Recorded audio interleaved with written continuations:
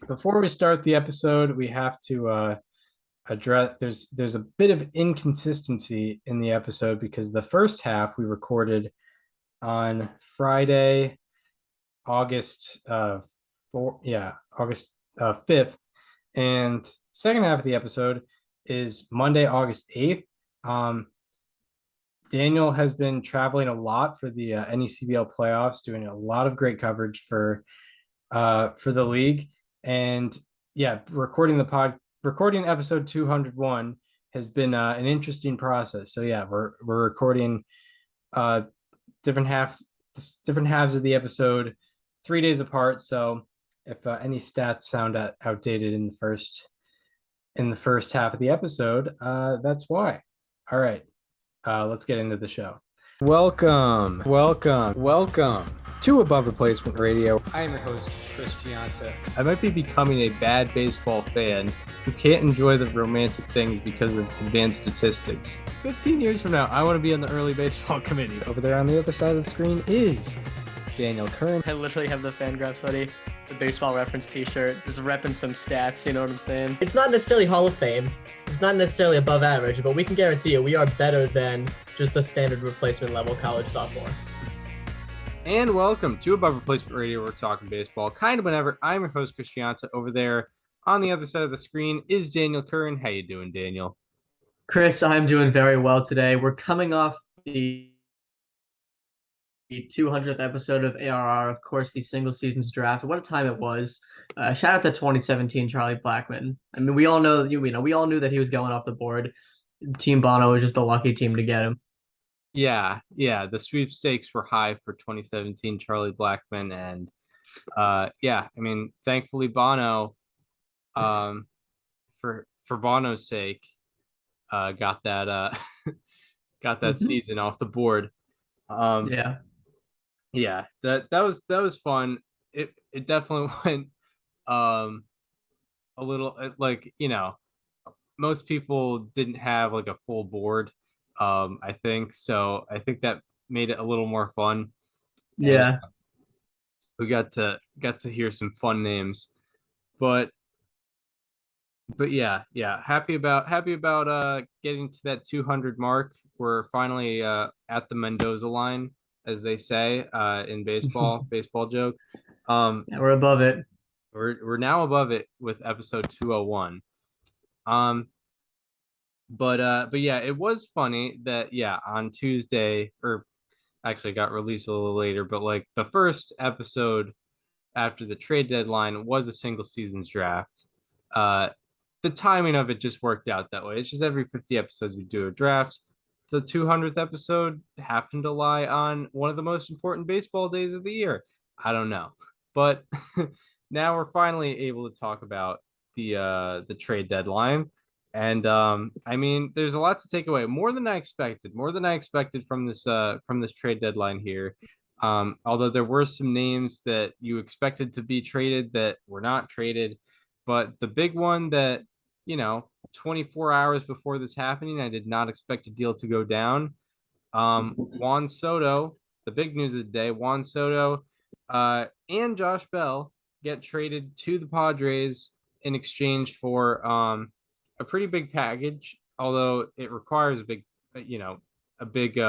haul to get Juan Soto and Josh Yes. Bell, where they got CJ Abrams, Mackenzie Gore, Robert Hassel, the third. The third. Is it Hassel or Hassel? I don't know.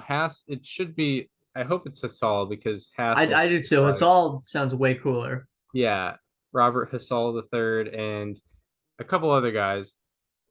And yeah, bombshell news from Tuesday morning. What were your takeaways from this one? My takeaways were, I mean, I think it was pretty consensus. All positive for the Padres, all negative for the Nationals.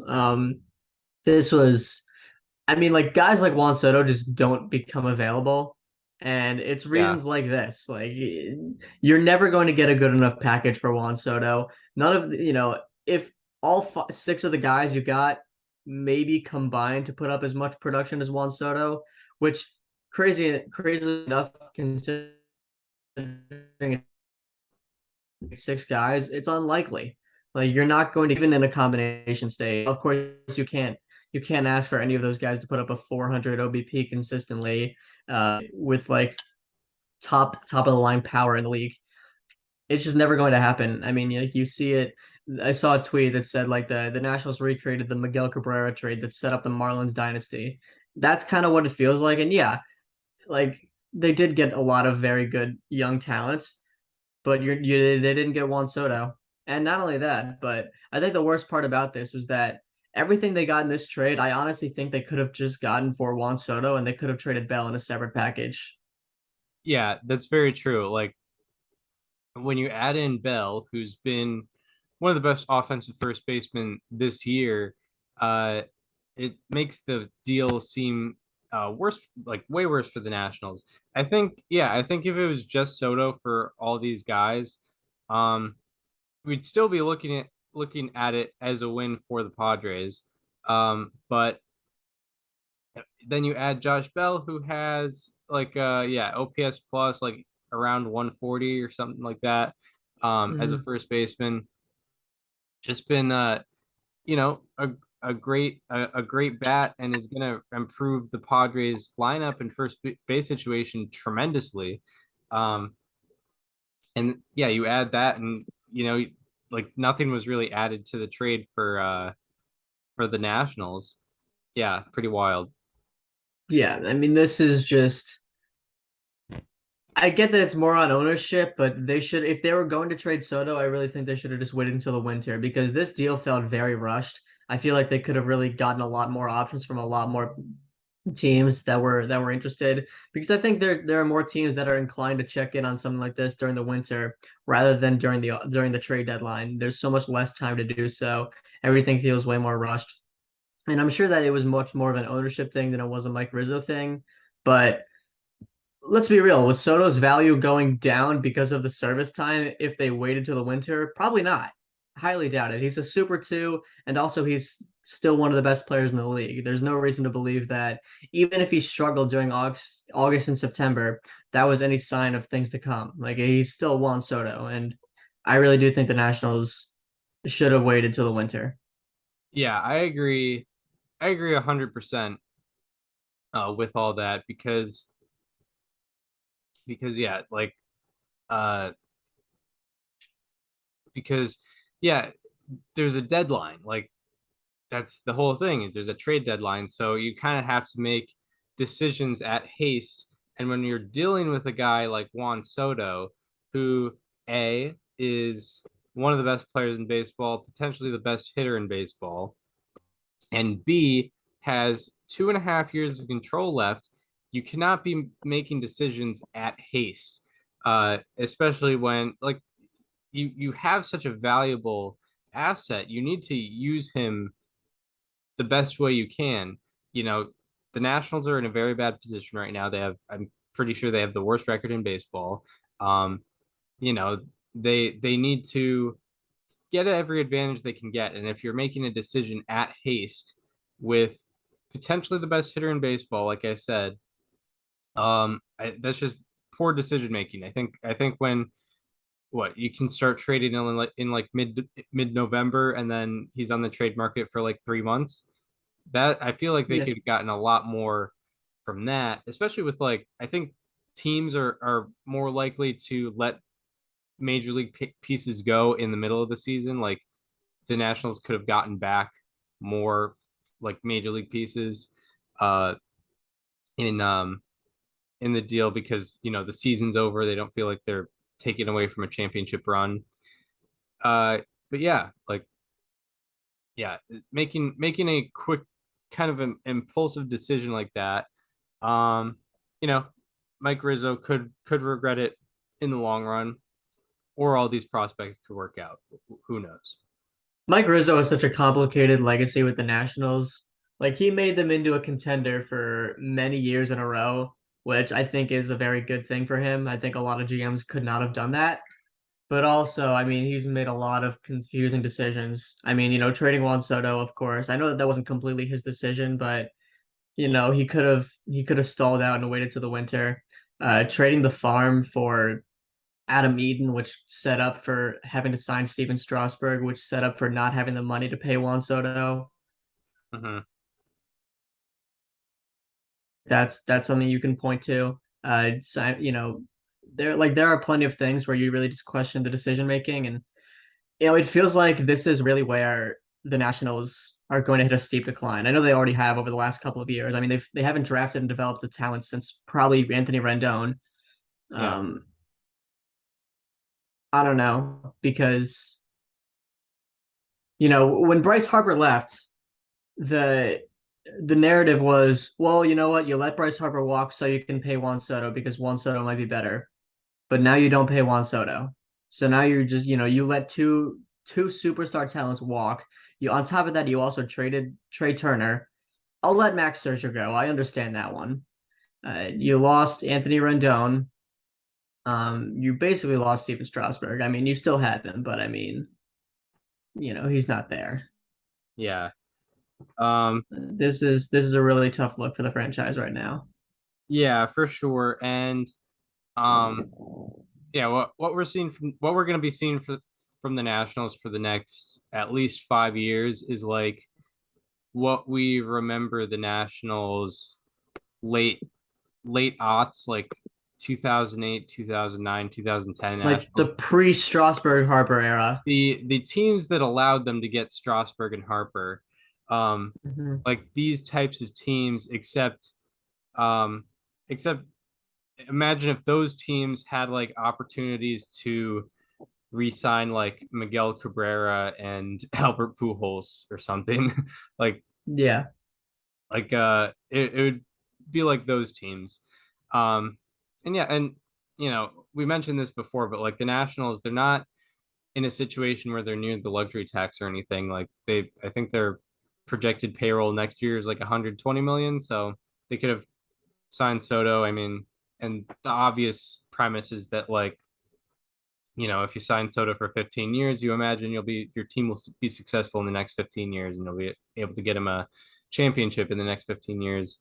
But they didn't have a high enough price. So I guess that transitions to the Padres and what they're going to be doing. I mean, there's a lot here. Like they have quite the lineup. They're going to have if they extend Soto, they're going to have $300 million contracts. What do you think about the Padres in their situation right now? This is a dream for San Diego. I mean, this is as good as it gets. I mean, I know that he's not, healthy right now, but Fernando Tatis Jr. and Juan Soto and Manny Machado in the same lineup, that's going to be so much fun. And Oh, it's for years to come. I mean, it's hard to imagine the Padres don't intend on extending Juan Soto. I mean, they're going to have $1 billion locked up to three players, which is going to be sick. Um, I really love that this is just proving that small market teams are kind of a fake concept, and it's really just owners that don't care that much about spending money and winning, because the Padres are labeled a small market team. That small market team now has three superstars in the same lineup that will all likely be under contract with them for the better part of a decade. yeah, yeah, and like it's not just that they're good, like the entertainment value, the everyday entertainment value of all three of them is uh is unbelievable. Um and yeah, I mean that lineup is I know I think MLB tweeted out like their projected lineup and it's something crazy. Like, you got Cronenworth, Soto, Tatis Jr., Machado, but trying Josh Bell, Josh Bell, like trying Brandon Drury, who they also got at the trade yeah, deadline, who hit a Brandon grand Drury. slam in his first game. Um, it's an insane lineup. Um, that still, and it's not necessarily their fault. It's just the other team has been that good, but like division is out of question for this year. But I mean, they substantially improved their playoff, like their championship chances. And I think they substantially increased their chances at a division title next year and years after. You have to wonder if it's better to get the 6th seed in the National League than the 5 seed this year. Um, because the 5 seed is gonna go up against this Padres team most Oh likely. yeah, Well, yeah. actually, I guess that's probably the Braves. I guess the Braves might have that on lock right now, or the Mets.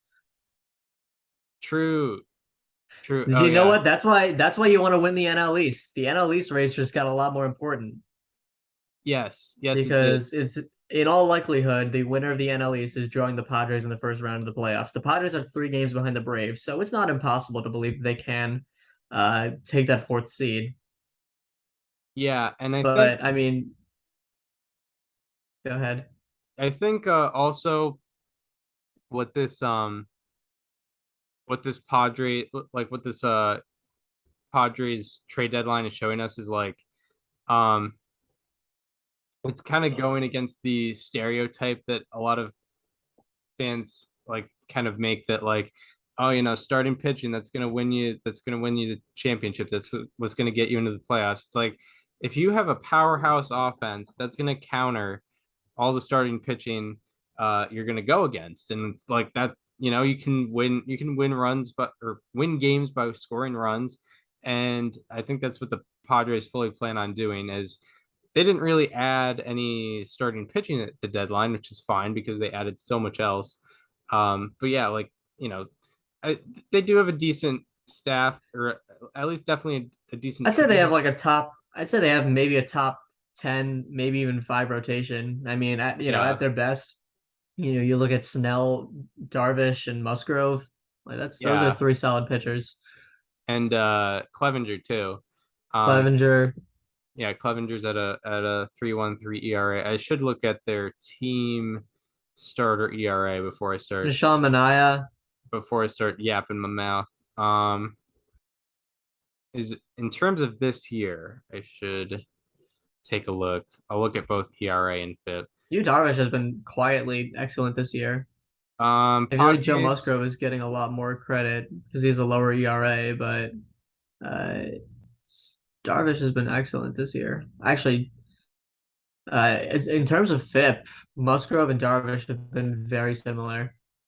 Yeah, yeah. Um, Looking at that right now, and Snell even the in a very different way, Padres I guess. Padres starting rotation is seventh in ERA, 11th in FIP. So I mean, yeah, top ten Yeah, rotation for sure. Um, but and then along with that, their lineup, once Tatis comes in, that is a top five, maybe top three lineup. Uh, maybe top 1. maybe the best lineup in baseball. Um, Yeah. so yeah, we will see about that.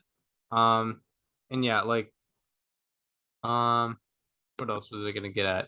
Uh, Oh, they also got their bullpen. yeah, yeah, yeah. Well, I don't know if yes. do we want to continue talking about Soto? I was thinking about like AJ Preller, like he has an interesting legacy. I think Foolish Baseball had a really good, like good accurate tweet where he said Accurate. like the funny thing about AJ Preller is that he loses the majority of his trades, but he still overall wins because of Soto and Tatis. Because for those unaware, Tatis was not originally in the Padres It's organization. positive. They traded James Shields to get Fernando Tatis Jr. when he was like 18 years old, and then he turned into this megastar. Um, That's got to be the best trade since Miguel Cabrera yeah, with yeah, the like, Tigers. and I mean, as soon as Soto rejected that offer and he was on the trade market, those comparisons were being drawn, and like, kind of what happened here. It's gonna be wild uh, when we eventually get to the point of basically forgetting Soto was with the Nationals. Like there are so many parallels to Miguel Cabrera here. Like winning a World Series early, very, very early in their Yeah, career, with a team that sort of just happened to go on a run and dominating there for a few years, getting traded. And when you think of Miguel Cabrera, you think of the Tigers. Like you could probably convince several baseball fans that he was drafted and developed in the Detroit organization, came up with the team, was on the '06 team that went to the World Series.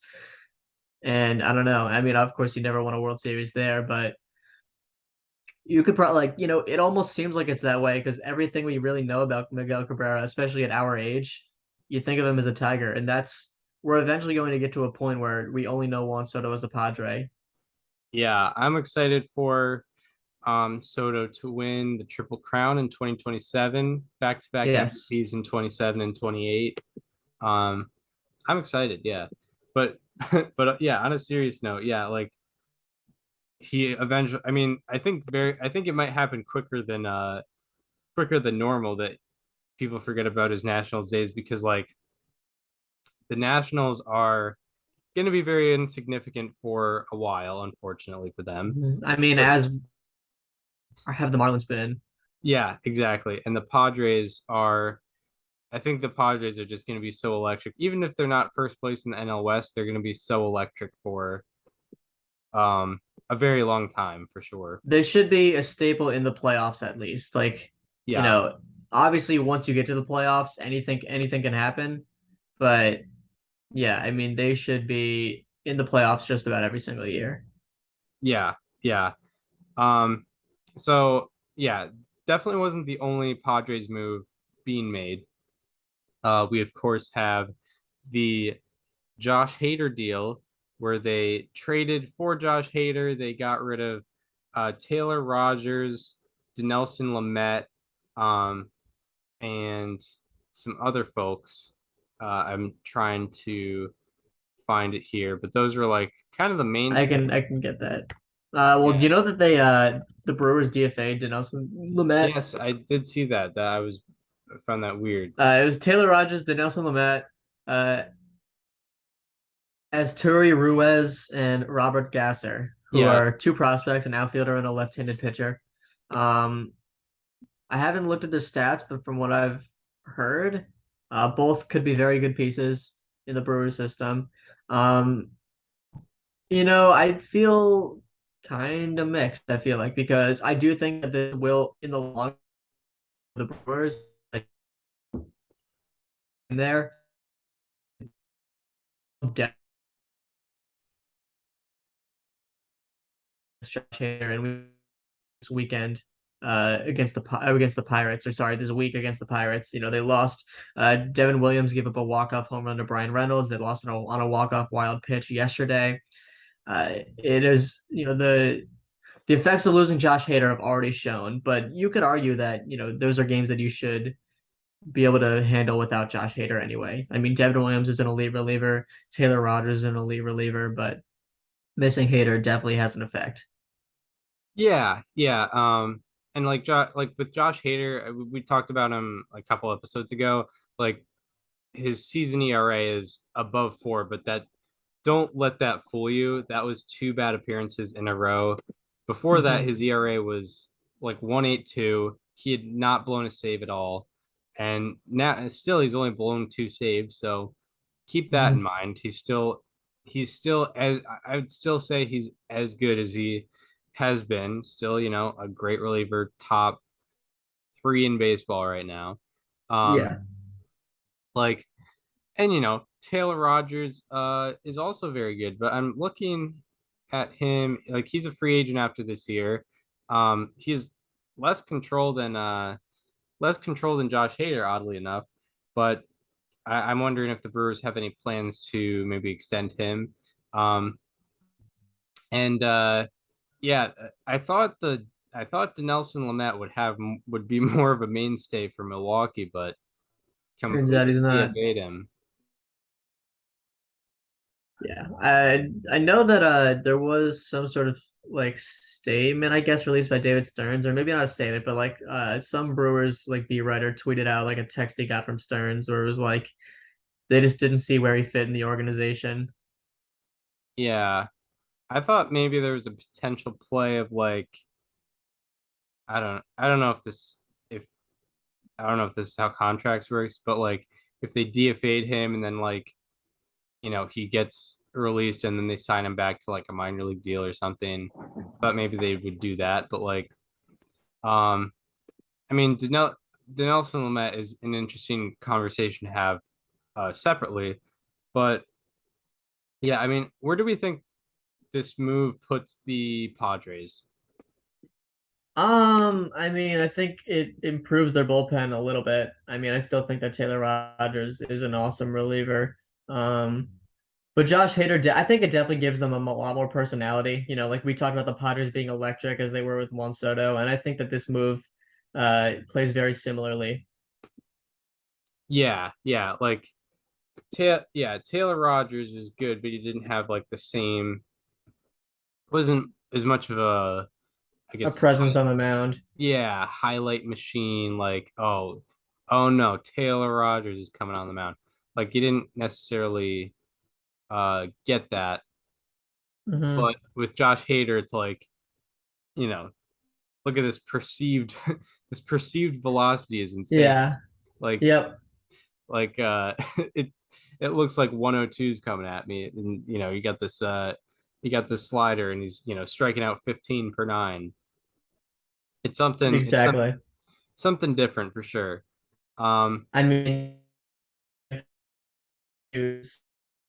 so like maybe another 5 to 10 years, like you could be looking at a Hall of Fame case. I mean, 15.4 career strikeouts per nine. That's career. And it's absurd. yeah, I mean, he's been like a top three reliever since 2018.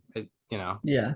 Since before he was born. Consistently. I mean, like look at his if you look at his yearly ERA plus 213 in 2017 even 168, 168, 170, 122, 341 in 2021, mind you, not in 2020. 100, which was this year with the Brewers, or actually no, it's 100 total. He doesn't have any ERA plus with the Padres yet, understandably. Hmm. Yeah, and his strikeout minus walk rate since 2018 every year has been above 30%. Hmm. And like league average is I think 14% for those uh who are curious. Um Hater's been at above 30% every year since 2018. I think this definitely improves the Padres for 2022. Um we'll see, obviously it'll take a while for this deal to marinate and see what these prospects do. Um and Rogers could also be a very effective reliever for the Brewers, but it's a change of scenery for both, and yeah, we'll see what happens. Yes, we will.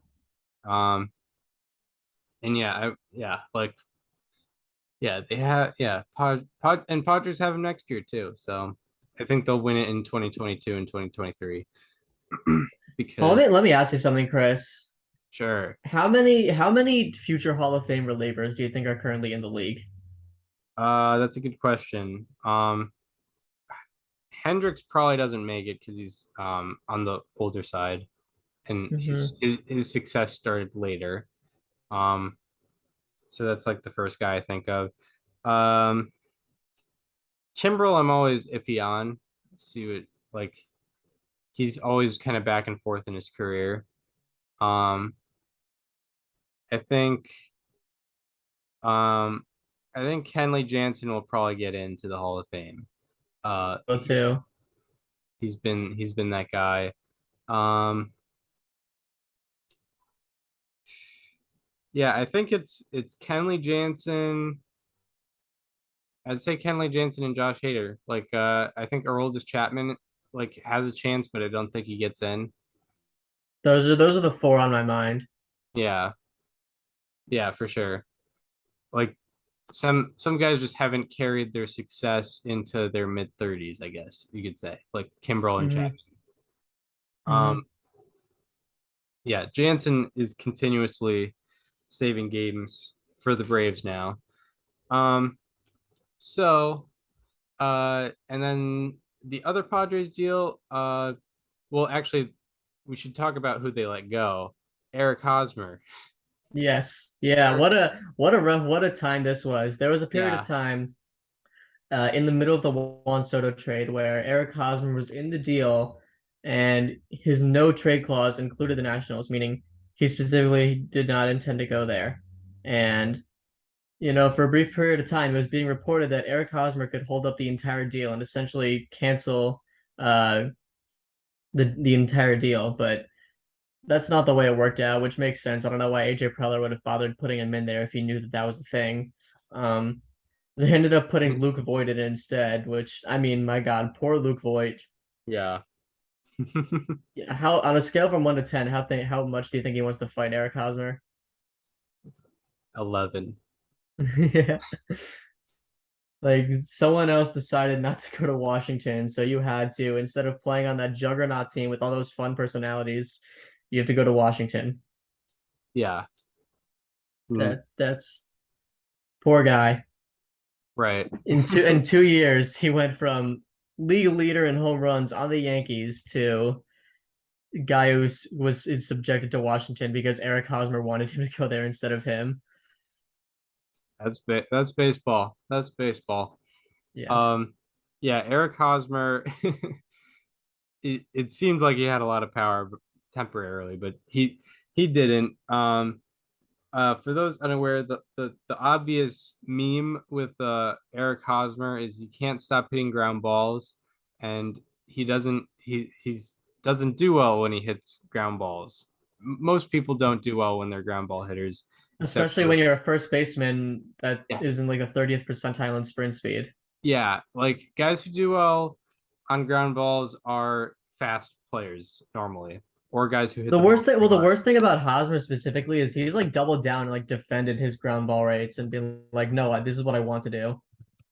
Yeah, yeah, and so the funny thing is, so like, okay, 2019, he has a 56.8% ground ball rate, and OPS is his OPS was 735. So 735 OPS attributed with a 56.8% ground ball rate.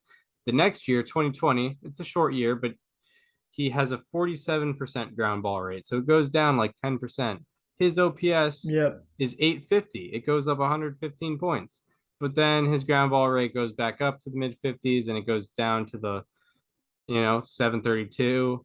And it's just, so the meme is he can't stop hitting ground balls. It doesn't work out for him, but he keeps doing it. Um, and yeah, he got a $144 million contract from the Padres at the start of 2018. Hasn't really worked out. Um, he has 3 more years of control after this. And he got traded to the Red Sox, which is yeah, I don't know. Like, you know, they luckily for the Red Sox, the Padres uh ate like 99% of the contract or something like that. Um, Yeah. like down to the league minimum. Um, so the Red Sox got Eric Hosmer for free. They gave up Jay Groom, who was their 2016 first round draft pick, who he's lost his value. And the Red Sox also got the Padres number 11 and 26 prospects in this deal. Um, what were your thoughts on on the Eric Hosmer trade? I mean, I've always memed on Eric Hosmer, and I intend on doing so as long as I can. Yeah. Um, like he like went after the launch angle like as a concept a few like last year, which just made me laugh because he's the absolute last person that should be doing so. Um, but you know what? Like for the Red Sox, this is an upgrade because I mean you basically got Eric Hosmer for free. Like the only person the Red Sox gave up in this deal was Jay Groom, who was a former first round pick who unfortunately had to undergo Tommy John surgery. And it looked like he was not going to be protected in the Rule 5 draft anyway, and was also set to become a minor league free agent. So he likely was never going to make it to the big leagues with the Red Sox. So you might as well have gotten him for free. And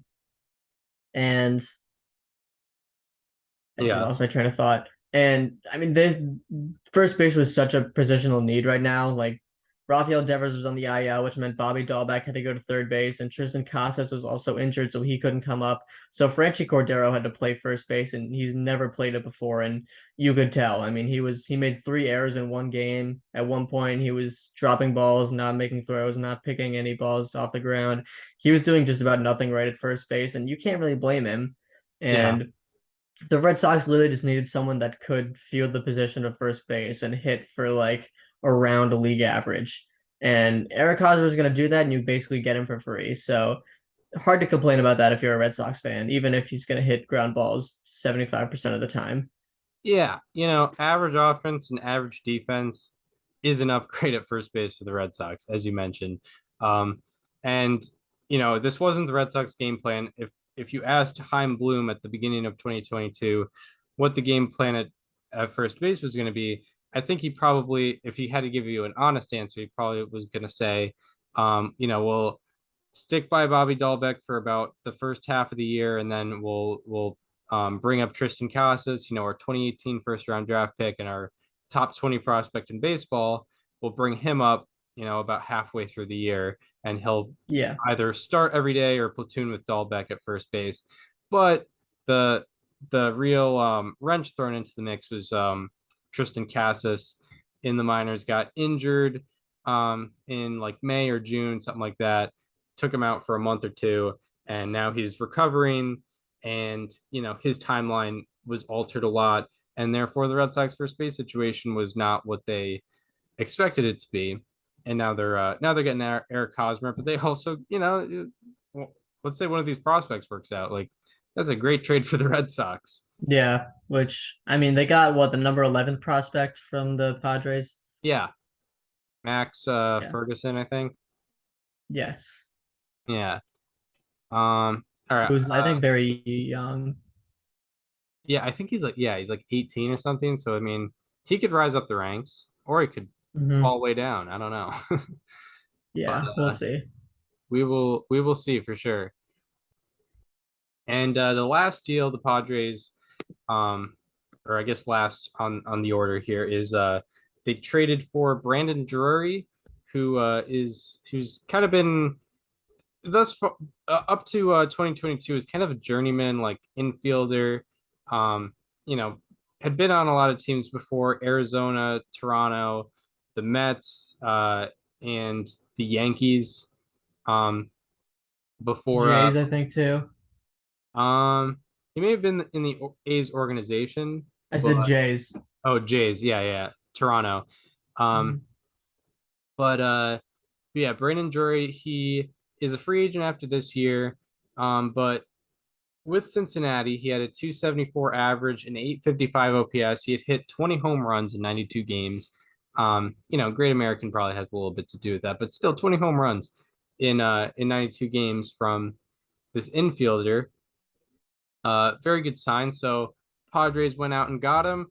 I think it seems like kind of um just maybe they were looking for Ha-Sung Kim with offense. I don't know. Mhm. Yeah, this is, I mean, first of all, Brandon Drury took a $900,000 contract at the start of this year, which is Yeah. like pretty cool that he played well enough to, unfortunately not with the All-Star team. You could argue he should have, but he is now on a contending team. He had a grand slam in his first at bat. Um, the Padres traded a guy who is not even in the Reds' top 30 prospects currently, unless they just haven't updated yet and he's still listed as in the Padres system. Right. Hang on. I'm not seeing him here either. So, oh wait. Yeah, no, I'm not seeing him here either. So they traded a guy who is not ranked in either farm system, which I guess makes sense. I mean, it's a 1 year deal for, yeah, like you mentioned, a guy that only got a $900,000 contract. Who's they're kind of selling high on, I guess. Yeah, trying to get value out of him. I mean, like, yeah, the Reds are a last place team currently, and you got to try and Hmm. get however much you can. I said that he's Ha-Sung Kim with offense, but I mean, yeah, Ha-Sung Kim's defense is definitely much better. But I think Hmm. maybe they just figured, let's get the offense, and maybe, you know, I mean, Ha-Sung Kim though, I mean, his OPS plus was over 100 when I checked it. It was at 104. Hmm. So I'm, Yeah. I'm wondering how that's going to be utilized. That should be interesting. I don't know. I guess Yeah, we'll, no, I'd see that. yeah, stay tuned to find out. I mean they've had a logjam in the infield for years, and this is without Tatis. Yeah, I mean, I Yeah. guess the DH definitely gives them more options now because what you could go Bell at first, Cronenworth at second, Tatis, Machado, Drury DHing. Yeah. And then you have a Am I pretty missing quality someone there? piece. You have a pretty quality piece in Ha-Sung Kim Yeah. just on the bench. I don't know. Like Yeah. I mean, it's a defensive replacement, maybe. yeah, I mean he has I know B-War can exaggerate defense, but he has 3.1 B-War right now, and that doesn't really happen on accident. Hmm. Um I should look at his F-War. I'm talking about Ha-Sung Kim, by the way. Hmm. Ha Such a fun spelling too. Hmm. Ha-Sung Fangraphs. Pull him up. He has um 2.3 F-War. Like Wow. okay, I mean, I don't know. I feel like Ha-Sung Kim still might be more valuable than Brandon Drury. Hmm. Yeah.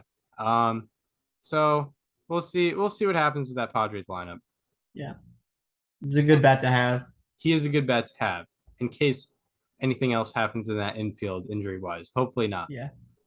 All right. The other big deals included uh it was kind of the first big pin to drop. Hmm. Well, Yeah, this first, really set the tone. yeah, go ahead. I mean, I guess, well, we already talked about Andrew Benintendi, but the Mariners trading for Luis Castillo and trading Noelvi Marte, who was the headline of this Yeah. package. I mean, the top like a top 10 prospect in Major League Baseball. Now the top 10 prospect, now the number one prospect in the Red system. Uh, on MLB Pipeline's most recent prospect list, he has fell a little bit, but he's the number 17 prospect in baseball, which is nothing to complain about. Um, but you look at him, you get Levi Stout, who's a right-handed pitcher, Edwin Arroyo, and Andrew Moore, who are in the Mariners, who of course were in the Mariners system. Like pretty good prospects too.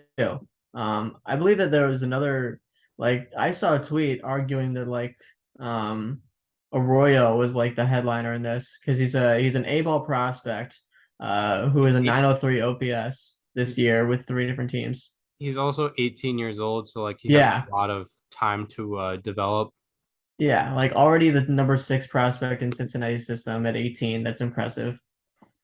Yeah, yeah, for sure. And Um, yeah, that really set the tone for the market. But you know what?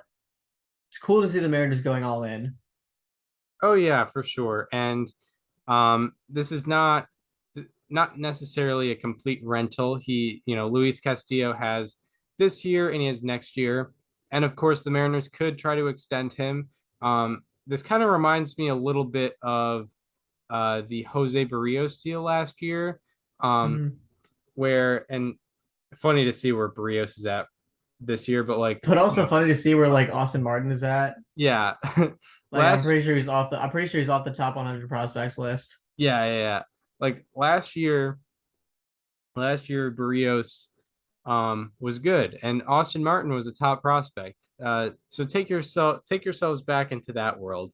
But so Jose Barrios, he was a guy who had like number one, number two uh in the rotation type stuff and was doing pretty well. He got traded to from the Twins to the Blue Jays for um a guy who was like a top 20 prospect in baseball, and Austin Martin, and another top 100 prospect in baseball. And it seemed like a lot, but the Blue Jays extended Barrios this offseason. So, they're getting like 8 years out of Barrios instead of 1.5. I think the same thing could potentially happen with Castillo. Maybe not a 7 year extension, but maybe a 5 year extension this upcoming offseason. Yeah. Yeah, I could see that for sure. This sets up for a really, by the way, Austin Martin out of the top 100 prospects list. What a deal for Toronto, even though Barrios has been struggling this year. Hey, he's got Same with 7 years Simeon to Woods make up for it. Richardson. Yeah, facts. But yeah, this sets up for a really exciting Mariners rotation next year, especially with Logan Gilbert developing a lot more this year, taking a step forward, and with George Kirby. Really, the only thing we need to see out of George Kirby is less home runs allowed, which there's more than enough reason to believe that he can give us that because his strikeouts to walks has been pretty excellent this year. I'm just pulling up his numbers real quick. That's basically what Logan Gilbert was doing last year. Yeah, exactly. Listen to this, Chris. So 73 and a third innings pitched for George Kirby this year. A 3.56 ERA, which is very good. Yeah. All right. 73 strikeouts, 11 walks. Yeah. And also and 12 home runs allowed. He has more home runs allowed than walks. That is a great walk rate. Great walk Yes. rate. 6.64 strikeouts per walk. That is actually like excellent, especially in an age 24 rookie season. All you need to see is less home runs given up, and he's pretty much got everything. Oh, what is his xFIP right now? I bet his xFIP is like ridiculous. Yeah, probably. Unless he's a big fly ball pitcher. Oops. He might be. Yeah. His xFIP is 3.38. That's solid. Yeah, that is solid. So anyway, this sets up for a really good Mariners rotation next year with Robbie Ray, Luis Castillo, Logan Gilbert, George Kirby, and then maybe Emerson Hancock if he's ready. If not, Chris Flexen, Marco Gonzalez. Yeah, absolutely. And if the Mariners extend, and I looked up the Mariners' estimated payroll next year, and Baseball Reference has, including options, they're at 128 million. So I mean, they have room to potentially extend Luis Castillo. I think they've spent before, and I think they would be willing to spend in a competitive spot. So I think if they had Castillo and Ray locked up for the next 4 years, I think that, and then with Gilbert under control and Kirby under control, I think that sets up for a very exciting future. But we should also talk about what this could mean for this year, because I mean that's kind of why the Mariners made this deal. They have a playoff spot, or well, like they haven't clinched it, but if the season ended today, they're in a playoff spot. I should see where they're seated to see who they would face in a game if the season ended today. They would face the Blue Jays, starting at the Rogers Center. And I think this move really, I think it legitimizes the legitimizes the Mariners as a playoff threat a lot more for sure. Yeah, I mean we know the story in Seattle, right? They're trying to break the drought. It's been over 20 years now since the last time they made the postseason, and they've just they've had so many good teams in the past that have just come up short, and this team has felt like the most legitimate all year, and now they're really going all in. Yeah, And good for them. Yeah, and they went all in the off season, getting Winker, Suarez, and Robbie Ray. And they're going all in at the trade deadline, which is, I mean, if you're a Mariners fan, you have to be extremely happy with that. And yeah, I mean, in terms of their playoff destiny, how long is Julio Rodriguez supposed to be out for? Not that long, I don't think. Because we haven't actually gotten to him. On the hand by a pitch. As of right now on Fangraphs, it says no timetable for return, which is usually what it says. But they're also getting Mitch Haniger back very soon, who's been on the 60-day IL since the end of April. Yeah. Julio Rodriguez injury. Which, I know that, Julio is the face of this franchise right now, but Mitch Haniger has been the heart and soul of this team. just about the entire time he's been here. You know, there was that article he wrote in the Players Tribune last year, where he basically, I think, that guy in your lineup every day and he's producing. Like, obviously, he's not going to produce as much as Julio Rodriguez, but his presence almost has that same effect, where it's like, this is our guy, we're going around him. Yeah, he'll definitely hit you a home run for sure. Mm-hmm. Um, yeah, I'm not seeing anything on when Rodriguez will come back. Um, but yeah, I mean, uh, he'll be back for the postseason, I would imagine. Yes. I mean, let's hope he's back for September because you got to make the postseason first. Yes, yes. Um, but yeah, I think this the rest of the Mariners roster can handle things. They also got Kyle Lewis back a few weeks back. Yeah.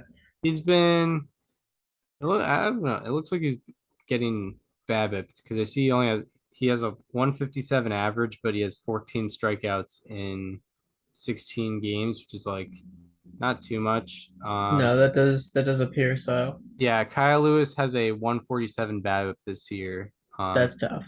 So I mean, I would imagine he things get a little better for him. Yeah, his line drive rate is 18.9%. His hard hit rate is below average. Exit velocity is kind of above average though. Anyway, I'm rambling. Mm-hmm. Um, Yeah. but but uh but yeah, I think like that's a good like Ray Castillo or in no matter the order, like Gilbert, Castillo, Ray.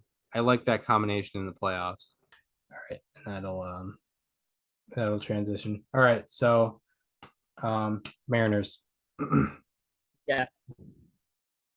Yeah, I mean that sets up a really good rotation with Ray Castillo, Gilbert, and you even have George Kirby in there, who's been excellent lately. The only thing that's been an issue for him is home runs, but he hasn't given one up since July. So he's been exciting to watch, and he's just a rookie. Gilbert, of course, under lots of team control. Ray, they just signed to a big contract, and Castillo they now have for 2023. And I would be surprised, like you mentioned, if there's a Jose Barrios situation here where they extend him.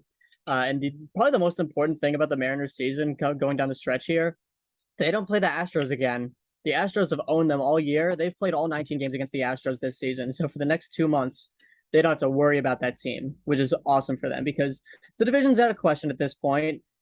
Realistically, I think the Astros have that unlocked. They're close to the best record in the American League. They're only half a game behind the Yankees right now. But Yeah, if you're the Mariners, you just got to focus on that wild card, and you don't have to worry about the team that's been beating you all year. exactly. And you know, if you're from a Mariners perspective, the Astros are really the only difficult team to face in that division. So they got Rangers. They probably have a lot of Rangers, Angels, and Please. Athletics games. Especially post trade deadline, should not be too difficult to win. So I think that sets up a good position for them. Moving forward, I should look at their strength of schedule. Shout out to tankathon.com who always comes through. Um, I I don't know where the original or the origin of that site, but they have some good stuff. Um, yeah, Seattle has the easiest strength of schedule for the remainder of the season. So Yeah, that is big. big time, big time. So maybe highlights a little bit of why they were struggling initially. They probably had some hard games, but I mean, looking at what Tankathon has for us, they have 9 games against the A's remaining. That's pretty big. 7 games against the Angels, 6 games against the Rangers. So yeah, in a pretty good spot, Seattle is, and Luis Castillo definitely adds to that. Yeah, that's exciting. Very exciting. Very exciting. Um, did Seattle do anything else at the trade They deadline? got Jake Lamb. Oh yeah. Really, so What I really nothing remember else. what I remember Jake Lamb most for is 2017. I remember there's that famous video of Buster Posey throwing the ball back to Jake Peavy, and Jake Peavy looks off to the side to yell at like the third base umpire, and it lands right in it lands right in Peavy's glove, and there's just Jake Lamb at the plate. They always have a close up of him just going like, "Ooh, like oh that was almost dangerous, but it worked out perfectly." He was nice in 2017 though. Yeah, I should look at the stats. I also remember him. He was when Matt Chapman came out in 2020 for the season. He was their replacement, or he was his replacement. Nice. Yeah, 844. Oh yeah, he had a 30 and 100 season in 2017. Yeah, that's pretty nice. Yeah, that's what you want. That's pretty quality. So many Diamondbacks players had career years. I was just thinking about this the other night while I was trying to go to bed. You know, like when you're trying to go to bed and you just think about the most random stuff. It was like 1:30, and I was trying to name the entire Diamondbacks rotation from 2017. And I got completely stuck on Zach Godley. I was like, oh my God, who is that Zach guy that they had? The Red Sox got him like years later when he was bad. But they had one guy named Zach who was awesome. I should have just said who was Godley. Yeah, yeah. Yeah, he was nice. Like the worst pitcher, like the worst starting pitcher they had that year is probably Patrick Corbin with like a 408 FIP. Yeah, yeah. Yeah, the Diamondbacks just had a sneaky good 2017. I I think they had him ended. going to the World Series that year. Yeah, me too. Me too. Like it was a lot more people than I thought would had like Cleveland versus Arizona. I know you had I had Houston, Houston. so you got that right. Nailed that one. I Yeah. knew they were cheating. Yes, yes. Yeah, I was like, yeah. well, you have to factor in that the Astros will have those buzzers. Daniel had the inside scoop, but he sat on the information until Yeah, no, Evan I could have Drellick. broken this like during the playoffs. I was like, just gonna wait till a completely random time where it doesn't matter anymore because this isn't that big of a story, really. Yeah, waiting on the Mike Fires leak and Evan Drellick to scoop it up. Yep. Yeah, you know, I knew Evan Jellick would be a national reporter in 2017, even though he was just with the Red Sox back then. Yeah, he was a who who was he even with? I forget. NBC Sports Boston, Yeah, I yeah, think. yeah. Yeah. Yeah, and then he became national athletic guy, just Hmm. getting the biggest stories. Yeah, but yeah, they got Jake Lamb, the Mariners did. Yes. 5 years too late, unfortunately. But I Yeah. don't know, he could make some contributions. I don't know. He's been in a lot of organizations since the Diamondbacks, and unfortunately has not done much of anything. Right, right. So we've done Soto, we've done Castillo. Should we talk about What if we just kept a chain going, and now that we've talked about Castillo, we kept talking about the Reds because they did sell off more pieces than just Drury and Castillo. Yeah, they did get rid of Tyler Mahle. There wasn't that much noise on that one. I feel like that kind of get swept Which I under the never rug. understood. Yeah, yeah, for sure. Um, I feel like we should and almost just we should just like rapid fire this. Yeah, let's just talk about Tyler Mahle. He went to the Twins for Spencer Steer, who was the Twins' #7 prospect, and Steven Hodger, who was the 18 prospect in the system. Also, Christian Encarnacion Strand. That's a great name, number 23 in the system. You know, the Minnesota rotation has been beaten down pretty badly this year, and they definitely needed a guy like Tyler Mahle. He'll be reunited with Sonny Gray in that same rotation, which is pretty cool. yeah, and the obvious parallel to make is Sonny Gray. I mean, he got traded from the Reds to the Twins just last year, and Sonny Gray was like he didn't have the greatest of results last year, and then this year 3.19 ERA, 3.46 FIP, only 0.8 home runs per nine. We've talked about Tyler Mahle's home road splits endlessly, and he has much better luck with the home run ball away from Great American Ballpark, which makes a lot of sense. And now he's going to Target Field, where I mean, on Baseball Reference, the park factor, the park factor, looking at the park factors for 1 year is 97 for batting, 96 for pitching.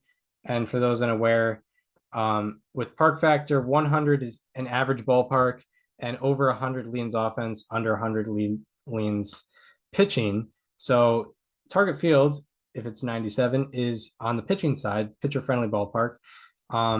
And Tyler Mahle, I love this move for the Reds. I mean, because they basically already made this trade, like, what was it, 5 months ago? Yeah.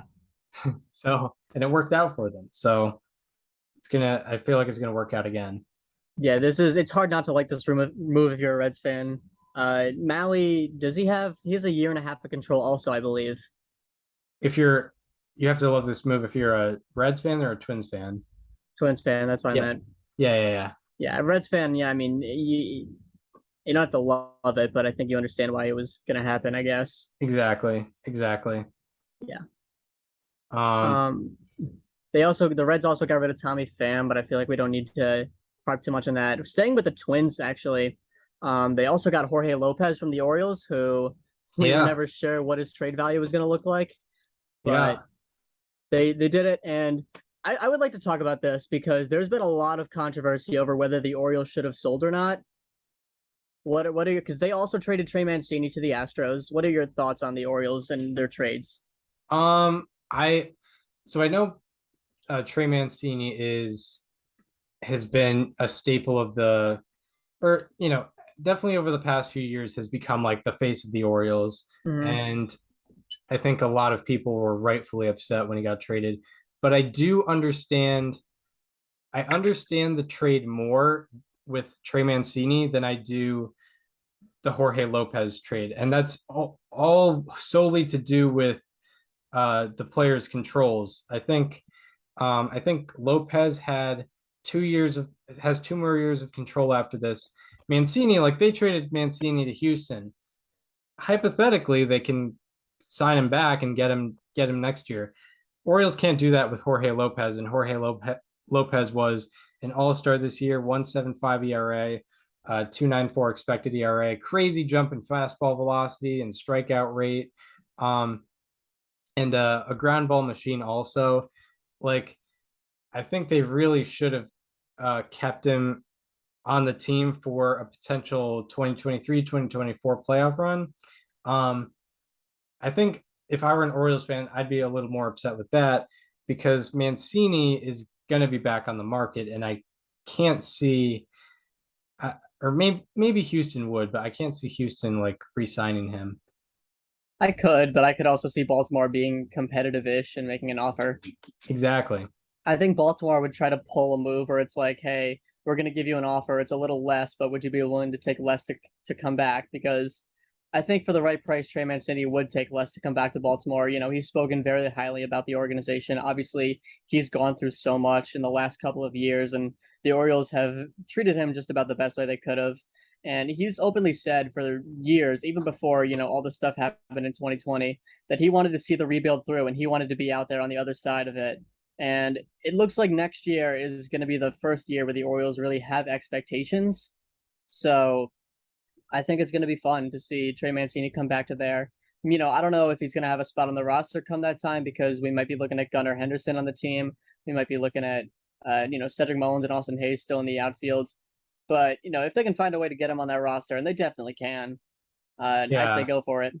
Yeah, I mean, he's a good DH option for sure. Mm-hmm. And I could definitely see that come into play. But yeah, I mean, Mountcastle's playing first. Like Gunnar Henderson, is he like a general infielder or is he out like one spot? I thought he was an outfielder. Am I wrong? I could be wrong. Outfielder, my bad. Yeah. Yeah, so he's an outfielder. I mean, like, I think Mancini has a spot as a DH. And never mind. Gunnar Henderson is a shortstop and third baseman. I am wrong. He also has a 9.46 ERA in 46 games in AAA. OPS? Yeah. What'd I say? Yeah. ERA. Oh. I don't know. Maybe he pitched like a couple innings and blowout games. They put their best player out there. Yeah, he has a 9.46 OPS in AAA in 46 games. So that's 297, 405, 541. And Yeah, he's 21 years old and was just drafted. He was drafted in 2019 as a yeah, second round pick, by the way. Like your team could have had Gunnar Henderson if you're listening to yes, this. yeah. Pretty true. Pretty true. Excellent scouting there from Baltimore. Yes, for sure. Yeah, or a lot of things are coming up Orioles, which is why it kind of surprised me that they let go of Lopez. Perhaps I think the only justification for that is they saw they thought Lopez's value had peaked and they didn't see him being a dominant closer in the long run. Mm-hmm. And they wanted to capitalize on it and maybe get a little something for him. I think Grayson Rodriguez is on the 60-day IL. That sucks Oof. because he's pitched 56 innings in AAA, has a 209 ERA, 209 RA9. He hasn't even given up an unearned run. That's pretty remarkable. Wow. And a 5.71 strikeouts per walk and 0.2 home runs per nine. He's given up one home run in 56 innings. I was gonna say we could see him in September, but if he's on the 60-day IL, we're probably not seeing him until like May or June next year. Right, right. That's unfortunate. I think we could see Gunnar Henderson on the opening day roster next year, though. But yeah, going back into the stuff, There's been a lot of talk over whether the Orioles should have sold or not, and Jorge Lopez is definitely the much more questionable move between those two, but they still have a lot of good bullpen pieces, and let's be honest, the Orioles, yeah, they're performing above expectations right now. They're exciting to watch. They are in the playoff hunt in August, which is what nobody expected. But are they going to win the World Series? Probably not. Do they have a good enough team to beat the Astros or the Yankees in the playoffs? Probably not. Are there many teams in the playoff picture that they have a good chance to beat? Maybe, but probably not. So this is a team that the Orioles are looking long term. You don't want to buy too high right now because you need to stay realistic and looking at the future. You don't want to give up some future pieces for guys for this year. And I think selling was maybe it wasn't the right move, but it definitely wasn't the wrong move. Yeah, yeah. And they definitely shouldn't have bought hard. That's No. for sure. If you were gonna buy guys with control that aren't that cost effective. Exactly. Exactly. Um, so yeah, Orioles for sure interesting situation. I mean, 2 months ago that wouldn't have even been a conversation, but because of their amazing success the past couple months, They have the best record in the AL over the last 2 months. By the way, Adley Rutschman has like a 489 OBP over his last like X amount of games. That's not like 3 games. yeah, Like he's been as advertised over the last few games. Like his he's been figuring it out very quickly in the majors. And the amazing thing, like he's good at everything. Like there's not a single thing you could really ask him to improve on right now. yeah. Rutschman, um, yeah. Spoiler alert, he's not my how about that, but I was looking at him as a potential how about that, and like, um, hard hit rate, like since July 6th, his hard hit rate is like 48%. You want to know his slash line since July 16th? Yeah, go ahead. 389, 528, 593, 1120. Yeah, And by the way, good catching, like good defense, good base running, like good like elite pop time, very good framing. Like there's legit nothing more you could ask from him right now. and his strikeout rate is down too. Yes, he is already a top 5 catcher, like no doubt in my mind. You could probably even make the case that he's the best catcher in the league right now, outside of like JT Realmuto maybe, because he's also been killing it the last couple of weeks. Right, right. Like yeah, he's been off the charts and as advertised, like, you understand why he's been a number one, number two overall prospect since like 2020, 2019. Like it just what you expected out of him is happening immediately. Immediately. Like Yeah. he struggled for what, like a month, maybe? Yeah. There was a Yeah. certain day that he definitely he had a 451 OPS over through his first 16 games. And since then, he has a 936 OPS, Yeah. 410 OBP, by the way, Yeah. 526 slugging. Yeah, It took him a month to figure it out, not even. it's great also great to see that type of plate discipline Yes. early in the career. That's a huge green flag. Like high walk rate, low strikeout rate. That's a recipe for long-term success for sure. And he's hitting the ball hard. Um, so um Orioles sold a little bit, yeah. All right. Where should we yeah, so and Joe, I mean, now that we just talked about Trey Mancini, should we talk about the Astros? yes, yeah. I was Yeah. trying to do the old like connect the dots, yeah. Yeah. Yeah, the Astros, they got Christian Vasquez, they got Trey Mancini, they got Will Smith for Jake Odorizzi. Will Smith, the pitcher, left-handed pitcher, by the way. Um, so yeah, I mean, should we start? Where should we start? Mancini or Vasquez? Let's start with Mancini just because we just talked about the Orioles. Yeah.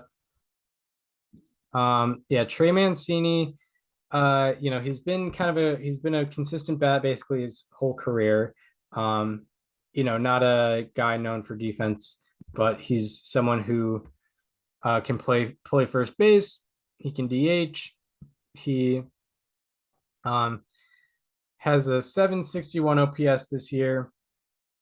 Biggest takeaway from Trey Mancini this year is the effect of Baltimore.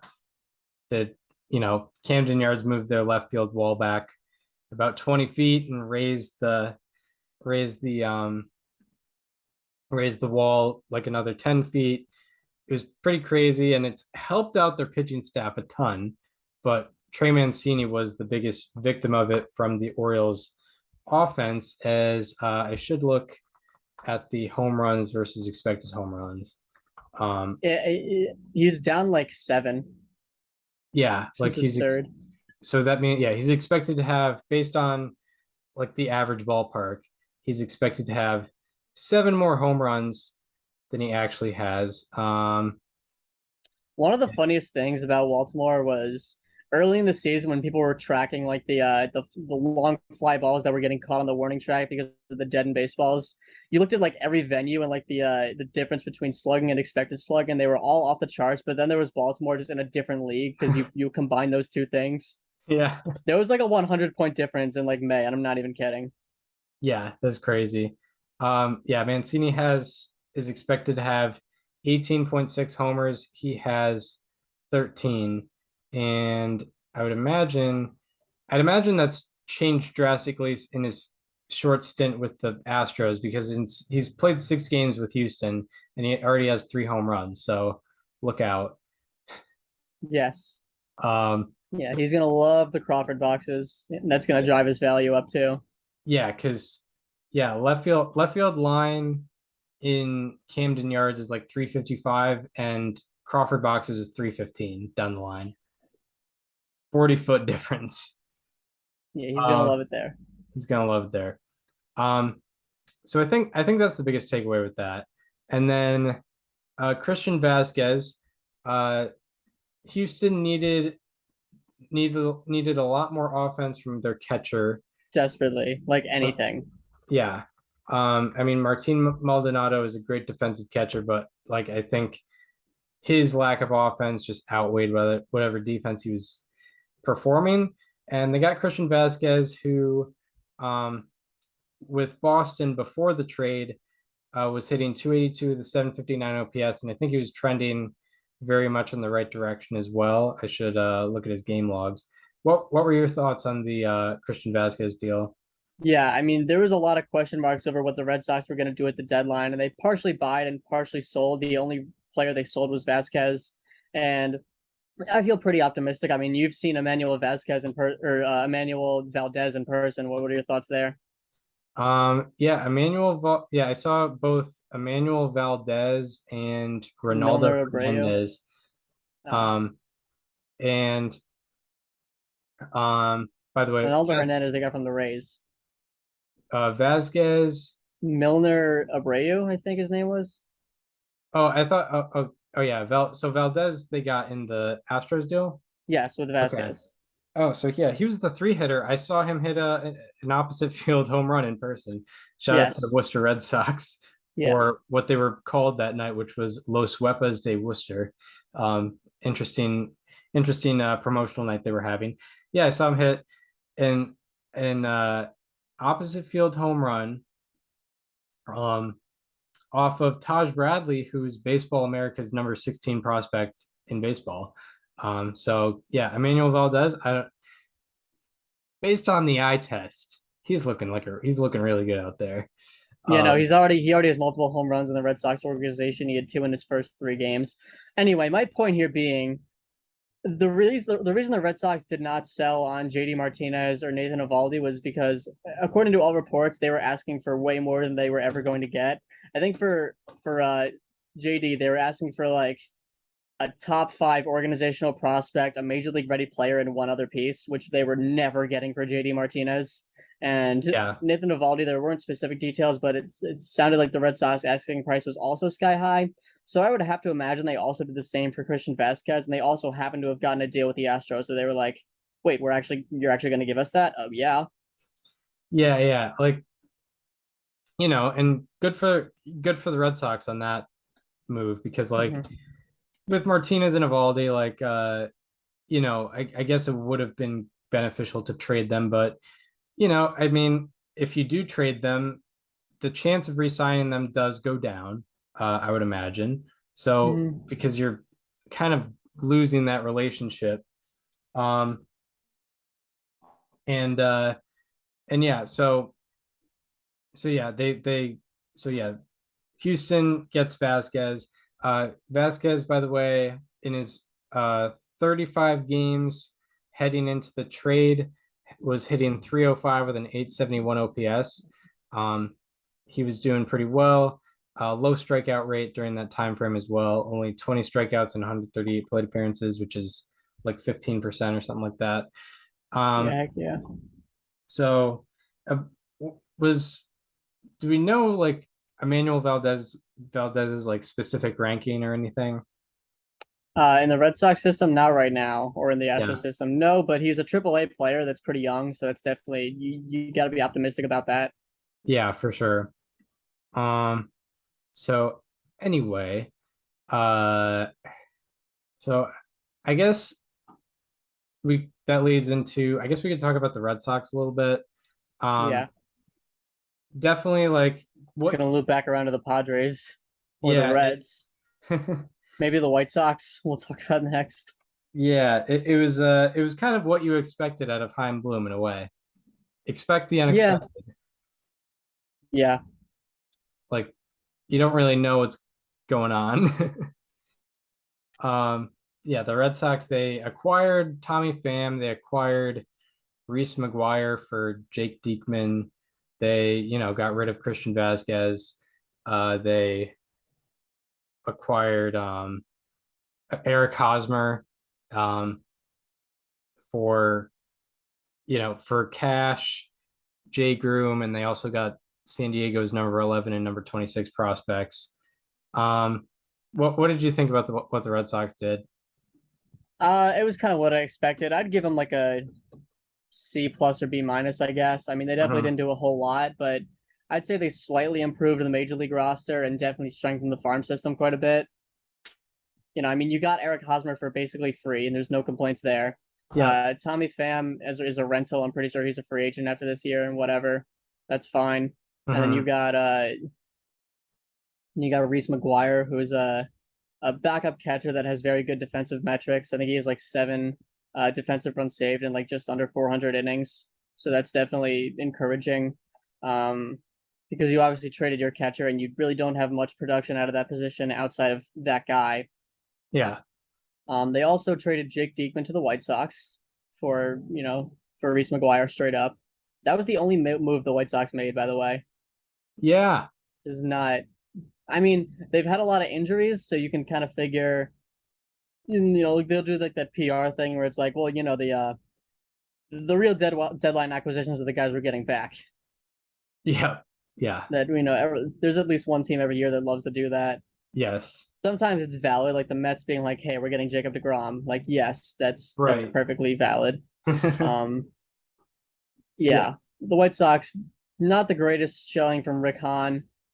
That poor guy, man. That guy worked for years to build an incredible farm system and build a legit competing major league roster, only for one guy to hire Tony La Russa and ruin it all. Yeah, exactly. Because at this point, I'm really starting to wonder how long the White Sox championship window is. Yeah, for sure. Especially like there are guys just on that team who are not like they're not completely living up to expectations like right now. Mm-hmm.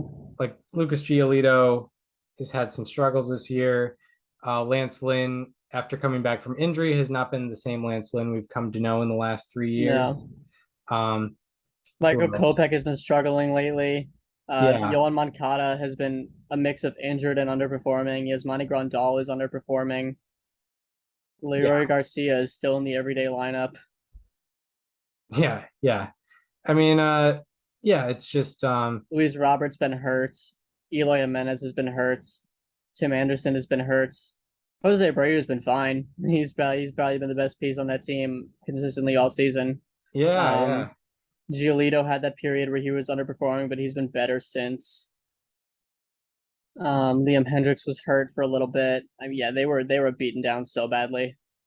Yeah, and still only 3 games back in the AL Central.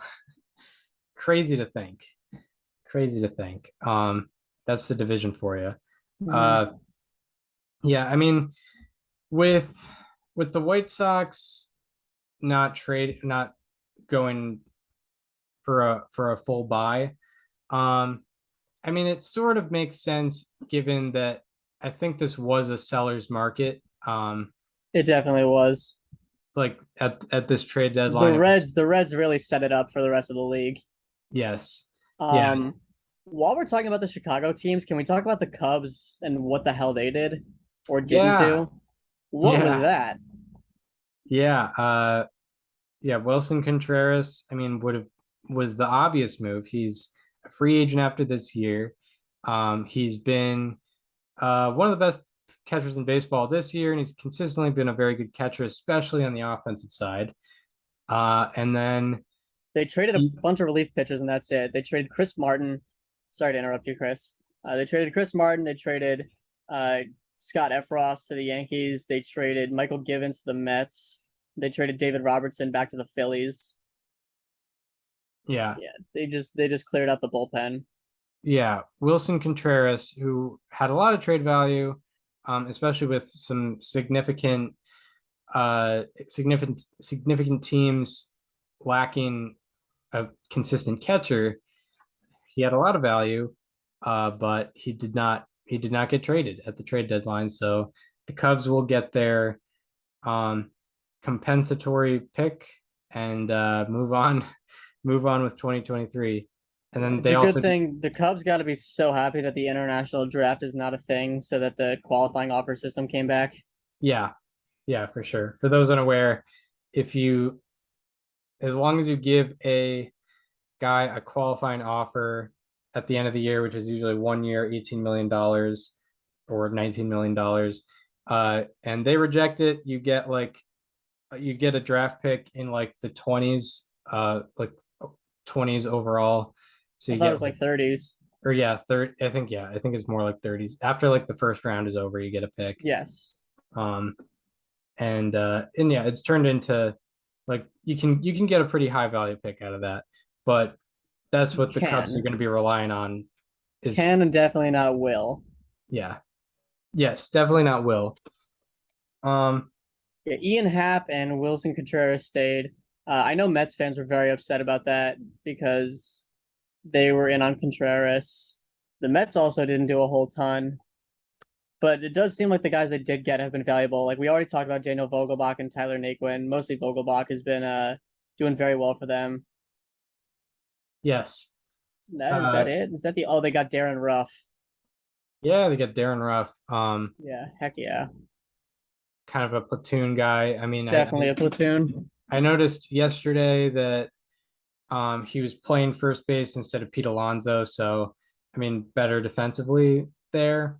Um, and yeah, could platoon with like Vogelbach potentially. Yeah, he's definitely a guy that can hit lefties. At DH, yeah, I mean, last year, I mean, he's hasn't been the same this year, but I know last year he had an OPS of like over 1,000 against lefties. So he's definitely got He had that some going 20 for him. he had some 2021 Giants magic in him, no doubt. He did. Let's stay in the division. There's not really much to talk about the Mets. So stay in the division and talk about the Phillies because they made some interesting moves. Yeah, yeah. Some exciting moves, I guess. Like Yeah, they got Noah Syndergaard.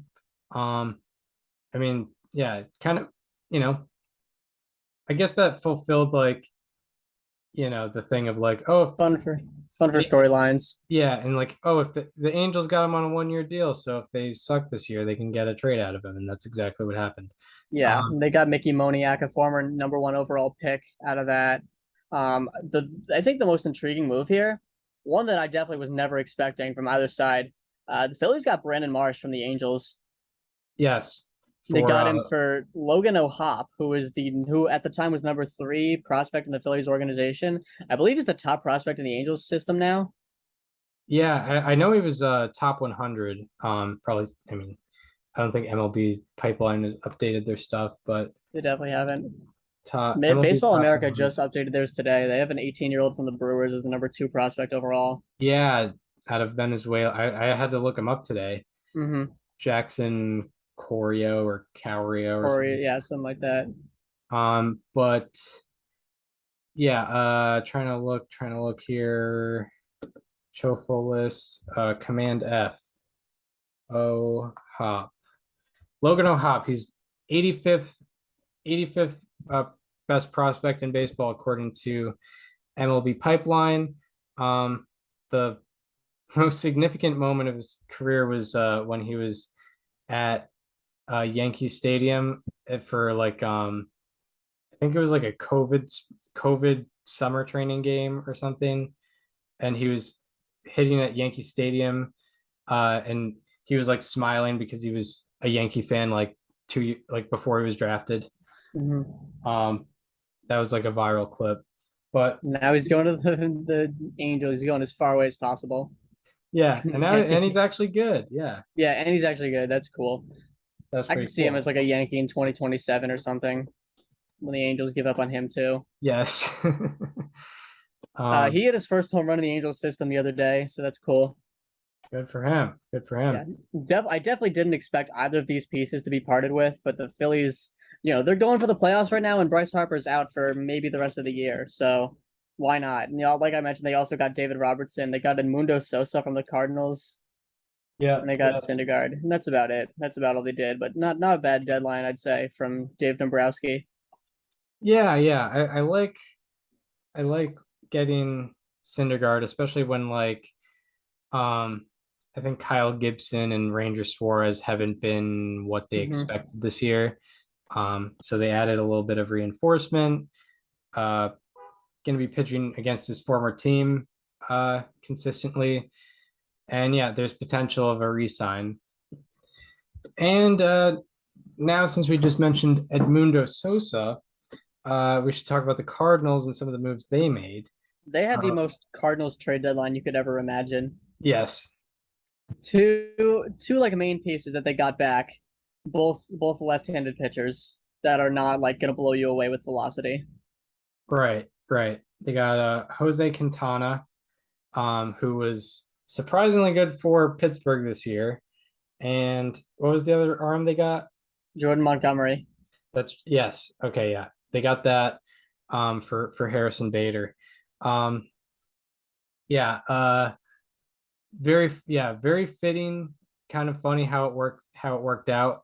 And I mean it does play well to their team though, because I mean, they're not strikeout guys. They rely kind of on their defense. And Has Jack Flaherty been healthy this year?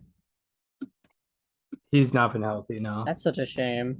because they're streaking right now. They're 60-48 in first place in the National League Central.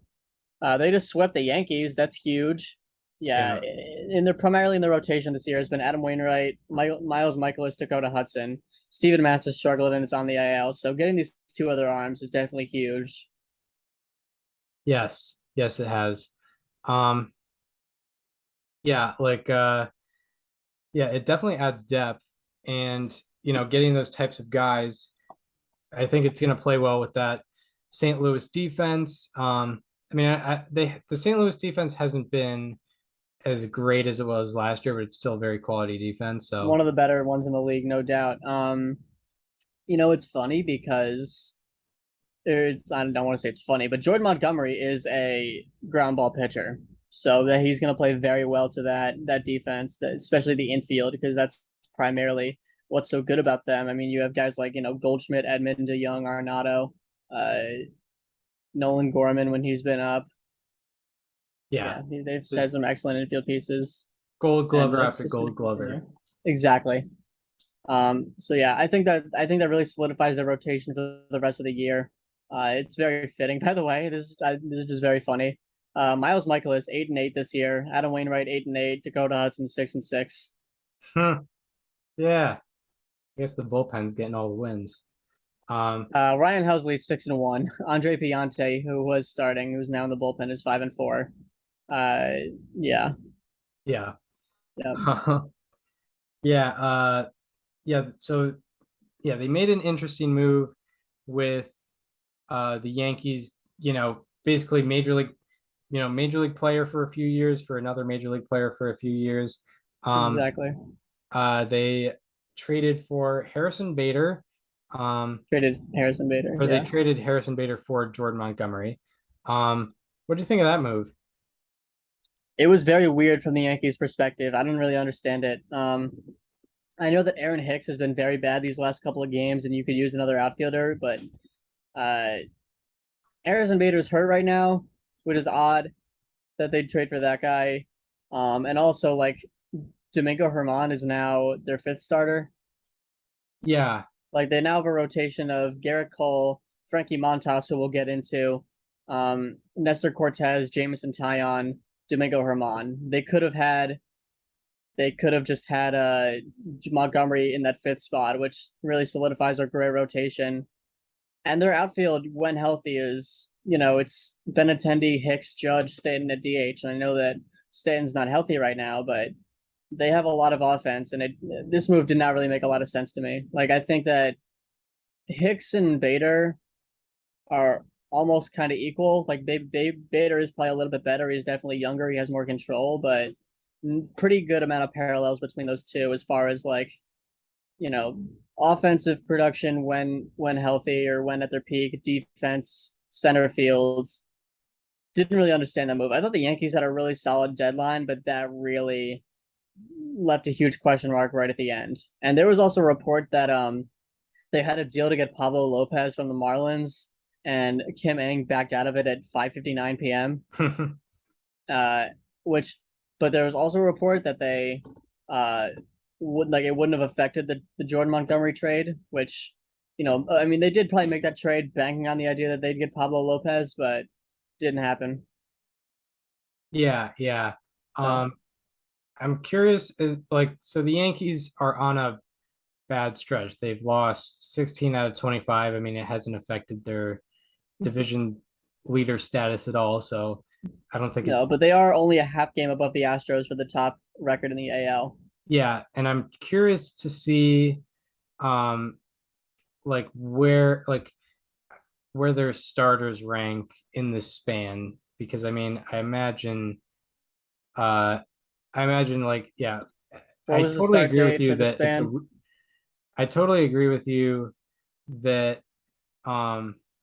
this move comes at a weird time, and it's just kind of weird for the Yankees to do this with their starting rotation the way it is. And I don't know, their lineup was fine, and I think their outfield defense was fine. I don't know, and they already added an outfielder in Andrew Benintendi. who, is probably a little, he's been better than Bader this year. I'm looking at, He is 1 for 20 with the Yankees, though. that's true. Actually, he The did get 2 hits. Yeah, he did get 2 hits yesterday, though. I will say that.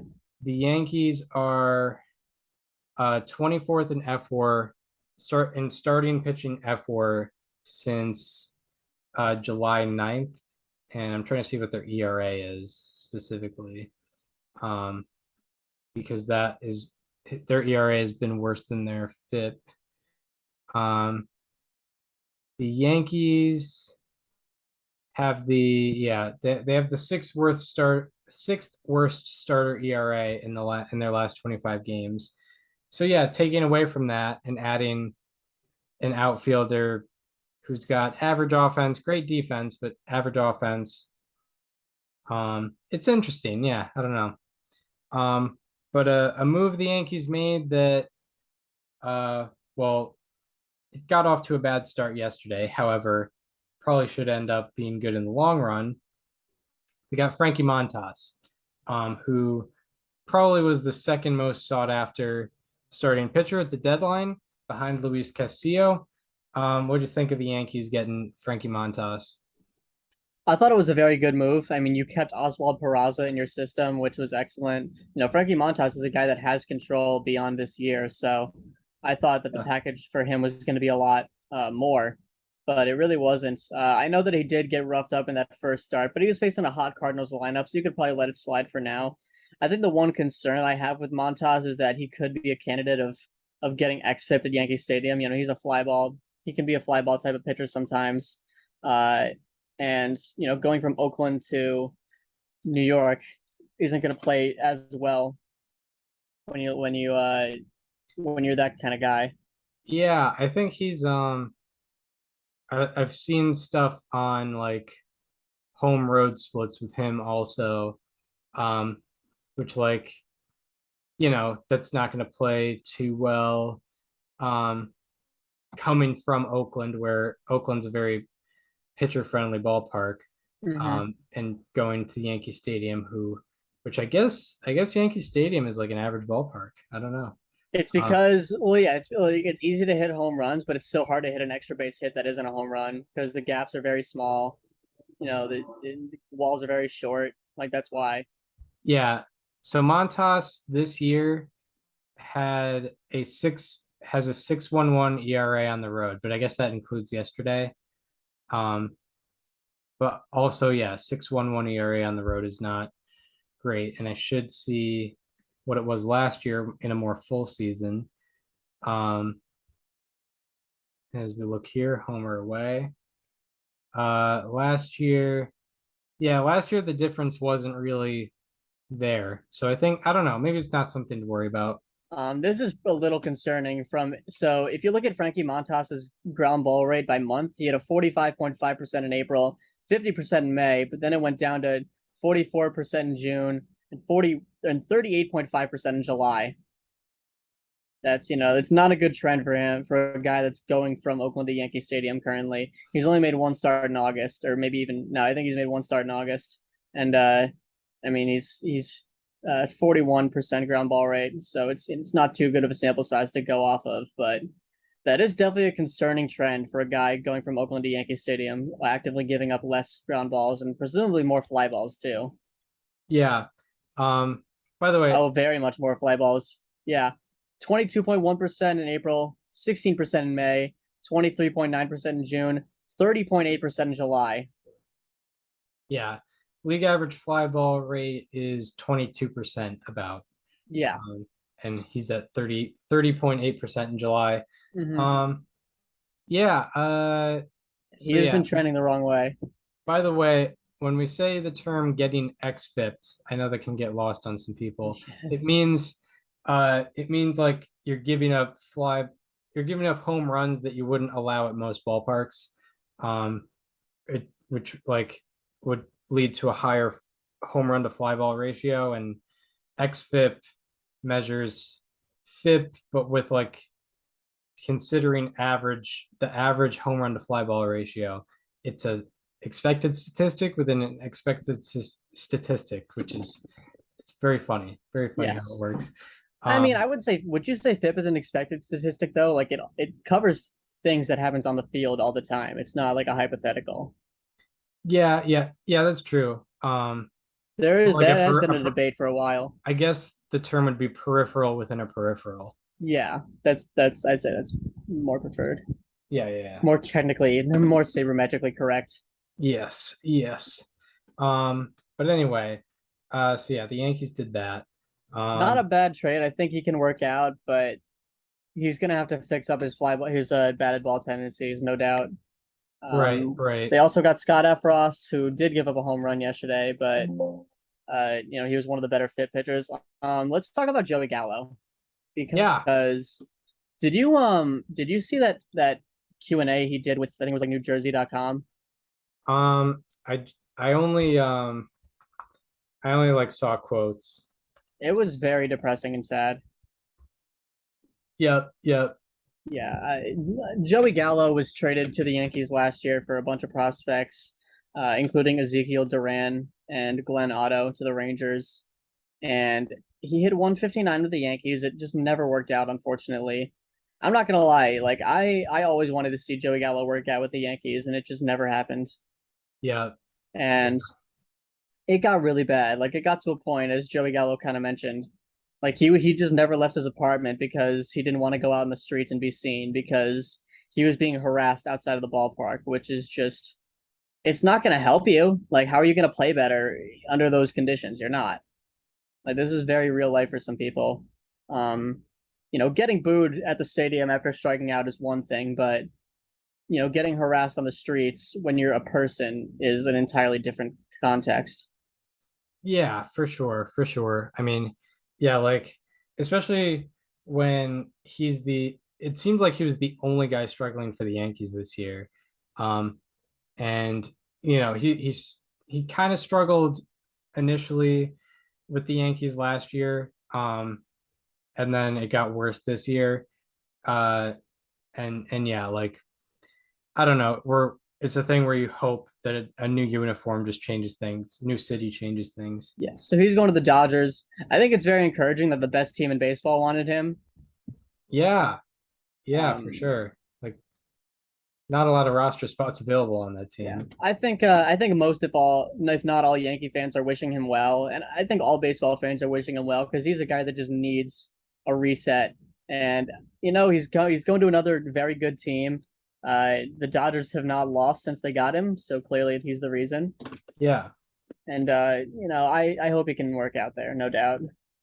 Yeah, for sure. I mean, just looking at looking at the Dodgers, I mean, their outfield consists of Chris Taylor, Cody Bellinger, Mookie Betts, and then Trace Thompson is in the mix, and I think Gavin Lux has played a little bit of outfield. Mm-hmm.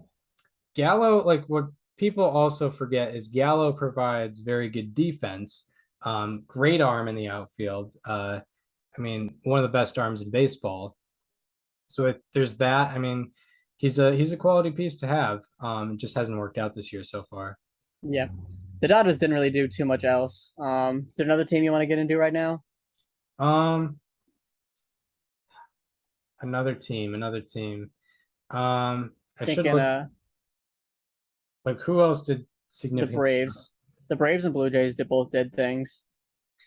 Yeah, that's true. True.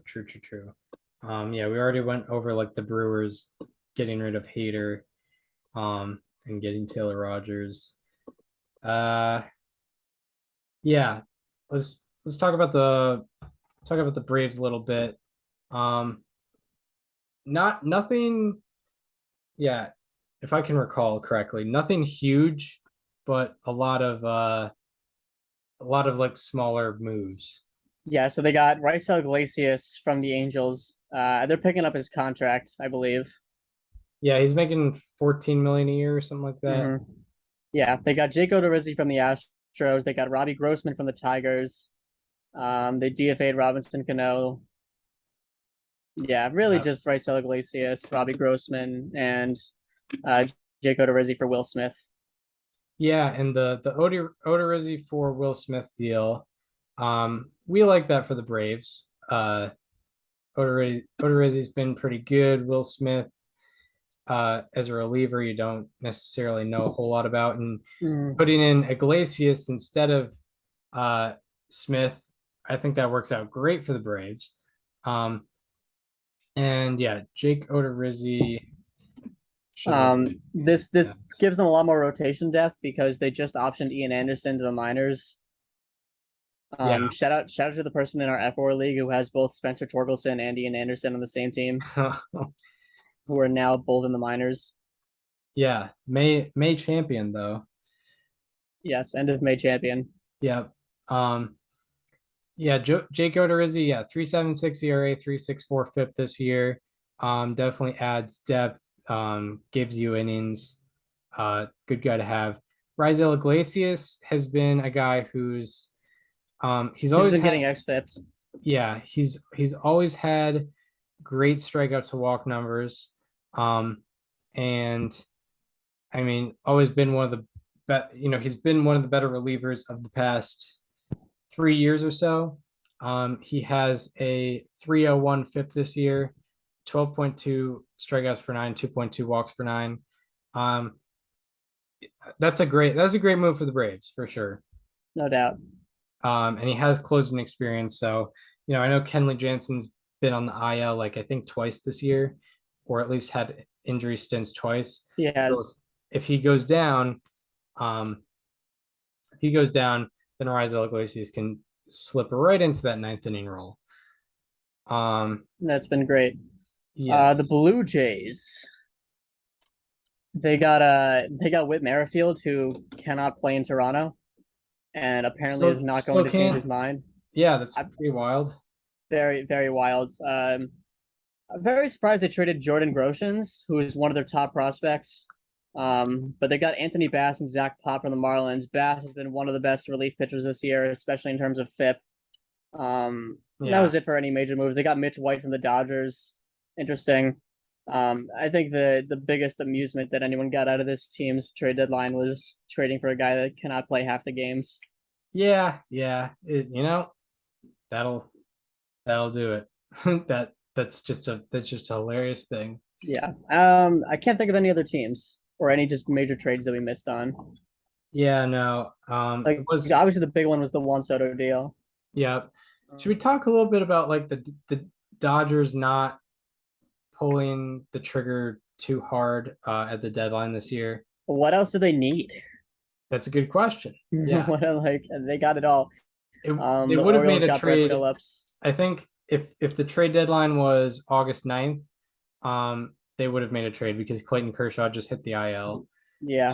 They have both Kershaw and Buehler on the IL right now. It definitely is tough that they traded one of their starters as well, even if Mitch White wasn't the most effective. Yeah, they've had a lot of guys go down. The rotation currently. I mean, you got Julio Urias in there. You've got Tony Gonsolin, who's been solid all year. You have Andrew Heaney, Tyler Anderson, who have both been better. Yeah, I mean, you definitely wish you had a guy like Kershaw, but stuff happens. Yeah. Yeah, they didn't need to add to the lineup or the bullpen. That's you probably could have added to the rotation, but it also doesn't help that you traded one of said guys. Yes. Yeah, it doesn't help. Yeah, you have Buehler, Kershaw, and May on the IL. Is May? I think May's coming back soon though. Yeah, I mean he got his surgery in May of last year. May of 2021. Just in May. Yeah, got him. Oh my God. So yeah, he may come back. I've seen him in some headlines. I should look up his name to just see if there's any validity to that, because I mean he was fantastic in 2021. Yeah, it says Dustin May ramping up. Dustin May to make 2 more rehab starts. So I guess that's insisting he's already made rehab starts. Yeah, or I should look more into that. Dustin May minor league stats. Let's see. Did he make starts in 2022? Excellent question. I don't think he has. I think he's like begun throwing again. he's it says here that he's thrown 9 innings in the PCL. Okay. But I think he's going slow because it's 3 starts, 9 innings. So I was gonna say he might be a guy that you maybe have back for the playoffs, if anything. yeah. So we'll keep an eye out on that. How long is Kershaw supposed to be down for? Lower back discomfort? That's not the worst. Not the worst, but it's also a thing that could linger for a while. Yeah. Yeah, Clayton, and I feel like he's had a back thing for a while. Mm-hmm. Injury.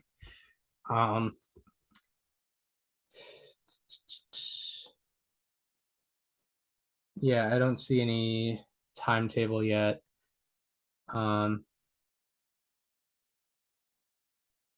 Yeah. Yeah, I don't see anything yet. We'll probably find out soon, but he's already had a longer IL stint this year. So yeah, I mean, I think we're set on trade deadline stuff. Yeah. So yeah, now we'll get into players to highlight. Haven't done that in a while. It's because of our single seasons draft, which yes, it did happen to happen right on the trade deadline. Sorry about it. I don't know. We do control it, but we do control when the 200th episode comes out, but like the timing of it, we did not plan for. So yeah, that leads into our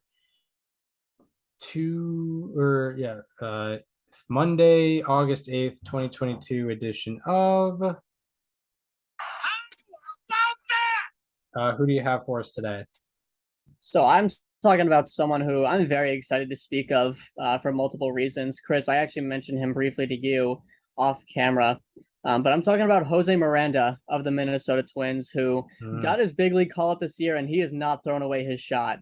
Over the last 49 games, he is slashing 331, 384, 552 for a 936 OPS. His weighted runs created plus, it is in the heights in that time. It's at 168. The only qualified hitters with a higher weighted runs created plus over that time are Yordan Alvarez, Aaron Judge, Paul Goldschmidt, Austin Riley, Freddie Freeman, Juan Soto, and Nolan Arenado. It's all those guys and then Jose Miranda right afterwards.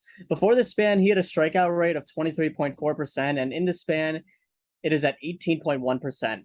So he's hitting the ball more. And also, he has proven to be immune against sinkers. Sinkers, of course, are a primary ground ball pitch. You throw one to get a ground ball. Among the 117 hitters with 25 plus batted balls against sinkers since June 3rd, Miranda's 31.5% ground ball rate ranks the 10th lowest, and his 17.6-degree launch angle ranks tied for 6th lowest. He is avoiding ground balls against sinkers, just like Alexander Hamilton avoided British tax. He is a 7.7 RV100 against sinkers, which is run value for every 100 pitches. For every 100 sinkers he gets thrown, he contributes about 7.7 runs, which is tied for 4th highest among the 1,702 and 27 hitters with at least 25 plate appearances ending on any pitch. When Miranda is shifted against, he goes the other way 36% of the time of his batted balls. And when he isn't shifted against, he only goes the other way 22.3%, which means when he's shifted, he's very good at going against the shift and hitting the other way. And he's 5 for 7 on batted balls the other way against the shift naturally. The Twins, oddly enough, are 23 and 26 when Miranda plays during this time, which really just goes to show you how lucky they've been to have him in that lineup to stay in front of a competitive AL Central. So, I mean, if you're Jose Miranda, what can you say except you're welcome? You know, he's only 24. There's a million things he hasn't done, but he's young, scrappy, and hungry, and he's keeping the Twins in this playoff race. Jose Miranda. I understood a couple of the references. I couldn't resist. In the Heights, I knew, and Alexander Hamilton. I mean, that's an obvious. That was an obvious one. That's an obvious one. I threw that one in there last minute, just being like, just in case no one's getting it, I'm just gonna have to throw this one in there. That's for the casuals. Yeah, I had about 5 or 6 references in there. Yeah, I love that. For those unaware, Jose Miranda is a cousin of Lin-Manuel Miranda, who is a the biggest Broadway star out there. pretty much. Yeah. He's up there. Um, He's written, I think, 7 different musicals, including Hamilton, In the Heights, and Moana, which all were referenced there. yep, yep. So my how about that? It's I'd say it's a higher profile guy, but it's not like he's not higher profile because he just has awesome offense. So I think I feel justified talking about this guy, and it does cross a team off the list, so that was a factor in me selecting him. And with this crossing him off the list, I think we only have 3 teams left, so that's gonna be Actually, great. Yeah, I was looking through, and I think well, after this guy, we have Reds, Royals, and Dodgers remaining. So awesome. Unless I misremembered or something. I'll have to go back and check, but yeah. We'll have to go through. So my player is JT Realmuto. He's a guy he's last year he had I think like a 108, 110 OPS plus, weighted runs created plus, things like that. What makes him the best catcher in baseball is the combination of offense and defense, but offensively, he has been unbelievable. In his last 15 games, he's hitting 359 with a 1207 OPS. In this span, he ranks 3rd in slugging, 3rd in OPS, 4th in weighted runs created plus, and 4th in F4. Out of 268 batters with 25 plus batted balls this year, his expected slugging and expected WOBA ranks 6th. His average exit velocity before the span was 88.7 miles per hour. And in this span, it is 92.2 miles per hour. So a 4.5 mile per hour, or no, 3.5 mile per hour difference, my mistake. In that exit velocity. His average exit velocity ranks 24th out of 268, and hard hit rate ranks 12th out of 268. His barrel rate has gone from 6.5%, which was below average, to an astounding 20.0% in this span. His barrel rate ranks 12th out of 268 batters in the span. And also, very notably, his strikeout rate has gone from 21% to 13% in the span. And he has really been carrying that Phillies lineup lately. And the Phillies, as a result, have been really storming. They're only a game and a half back of the Padres for the 5th seed. So shout out to them. So yeah, JT Realmuto. How about that? All right. So now we go from the highs to the lows, where we're talking players and subjects that have been underperforming, with our Monday, August 8th, 2022 edition of Slightly Alarming. All right. Who do you got for us? So today I'm sticking with the division that you used for your how about that, and I am looking at Marcell Ozuna of the Atlanta Braves, who's been really struggling since July 9th.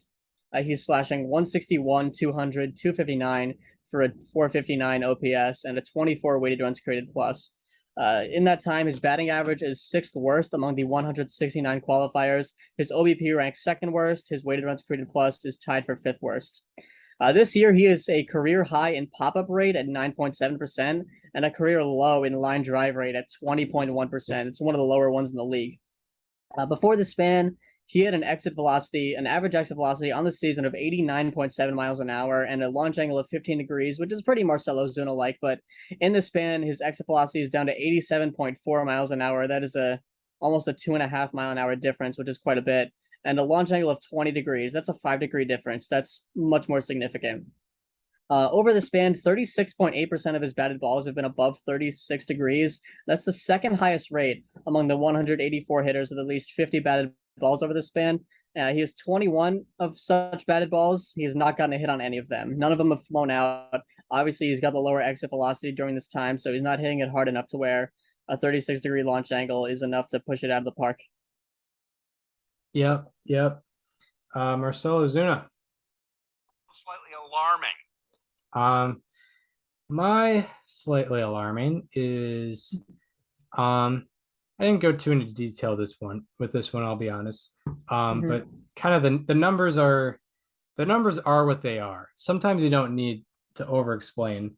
Seiya Suzuki,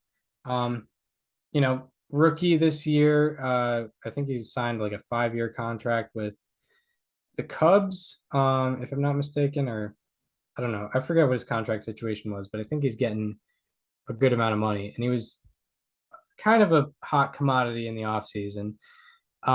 He's had a pretty good having a pretty good season up to this 13 game span that he's having. In his last 13 games, he's hitting 094 with a 300 OPS. Out of 174 qualifiers, his average on base percentage, OPS, and weighted runs created plus rank last. His strikeout rate has gone from 26% to 33%. And probably most alarmingly, his walk rate has gone from 12% before the span to 2% in this span. Not taking any walks. So 33% strikeout rate and a 2% walk rate in this span. Really not gonna provide a recipe for success for Seiya Suzuki. So Seiya Suzuki. Slightly alarming. Yeah, I'm going through a bunch of teams right now and checking off if we've done players for how about that. I don't have any questions right now. I did do a Mariner. Ranger, we did Martin Perez. Angels, I did Taylor Ward. A's, you've done a couple guys. I've done the guy. We did a Met very first episode. Braves, we've done the 2 rookies at least, maybe more, but definitely those 2 rookies. You just did a Philly. Marlins, I did Garrett Cooper. Nationals, I did Josiah Gray. Cardinals, did we do a Cardinal? Had to have. You did Tommy Edman. I did do Tommy Edman. You're right. Just going rapid fire here. Brewers. Did we do a Brewer? Oh, you did Hobie Milner. Yep. Yeah. Reds are one of the teams we haven't done. Pirates, we did Vogelbach. Cubs, we did Horner. Dodgers, we still need to do. Padres, you did a Padre very early. You did Profar. Yeah. Giants, did we do it? Mike Yastrzemski. You did Mike Yastrzemski. Okay, fantastic. Diamondbacks, I did Joe Mantiply. Rockies, is that one of the teams we still need? Daniel Bard. You did Daniel Bard. Okay, yeah. Wow, 3 teams left. That's way less than I thought. Yeah. I think at this point in the season last year we only had like 1 team, but I don't know. We're still on a good track. We're on a good track. Yeah. And I was almost gonna do a Royal this episode, but I saw Jose Miranda and I had to take the opportunity while I had it. Now we'll get into our preview of the week ahead. I'll be talking about series to watch. Daniel will be discussing the day-by-day matchups. In terms of series, not a lot start tonight, I don't think. A couple good ones. You got Mariners and Yankees. They just played each other. That starts tonight at T-Mobile Park. Couple of sort of different trending teams. It's a 3-game series. There's also a good interleague matchup in Brewers Rays, but that is only 2 games. You're missing one right now. That is American Family Field. And then this would count. Orioles Blue Jays. Yep, yeah, buddy. It's a couple playoff hopefuls. Yeah, I keep like in my head mulling over the Orioles, but no, that's not. They can't be mulled over anymore. I cannot ignore them anymore. You cannot run from it. At Camden Yards, the Orioles will be facing off against the Blue Jays. Looks like a 3-game set. Should be fun. And now time to get into some day-by-day matchups. What do you got? So tonight on Monday, these matchups might have already happened by the time you're listening to this, but we got Yusei Kikuchi versus Jordan Lyles in Baltimore for game 1 of Blue Jays Orioles, of course, a big series. You got Justin Dunn facing his former franchise, the New York Mets, against Chris Bassett. not a lot of people remember, but Justin Dunn was in the infamous Edwin Diaz trade, which the Mets seem to be winning right now. Keegan Thompson will be pitching for the Cubs against the Nationals. Jose Suarez and Cole Irvin will be going against each other in Angels A's at the Coliseum. Tyler Beatty and Zach Gallen will be facing each other in Padres Diamondbacks. Jamison Tyon and Logan Gilbert have both been struggling a little bit lately, but they'll be going against each other in Yankees Mariners, the opener at 10:10 at T-Mobile. Matchup of the night comes from Giants Padres at Petco. It is Alex Wood versus Blake Snell, a couple of lefties in that one.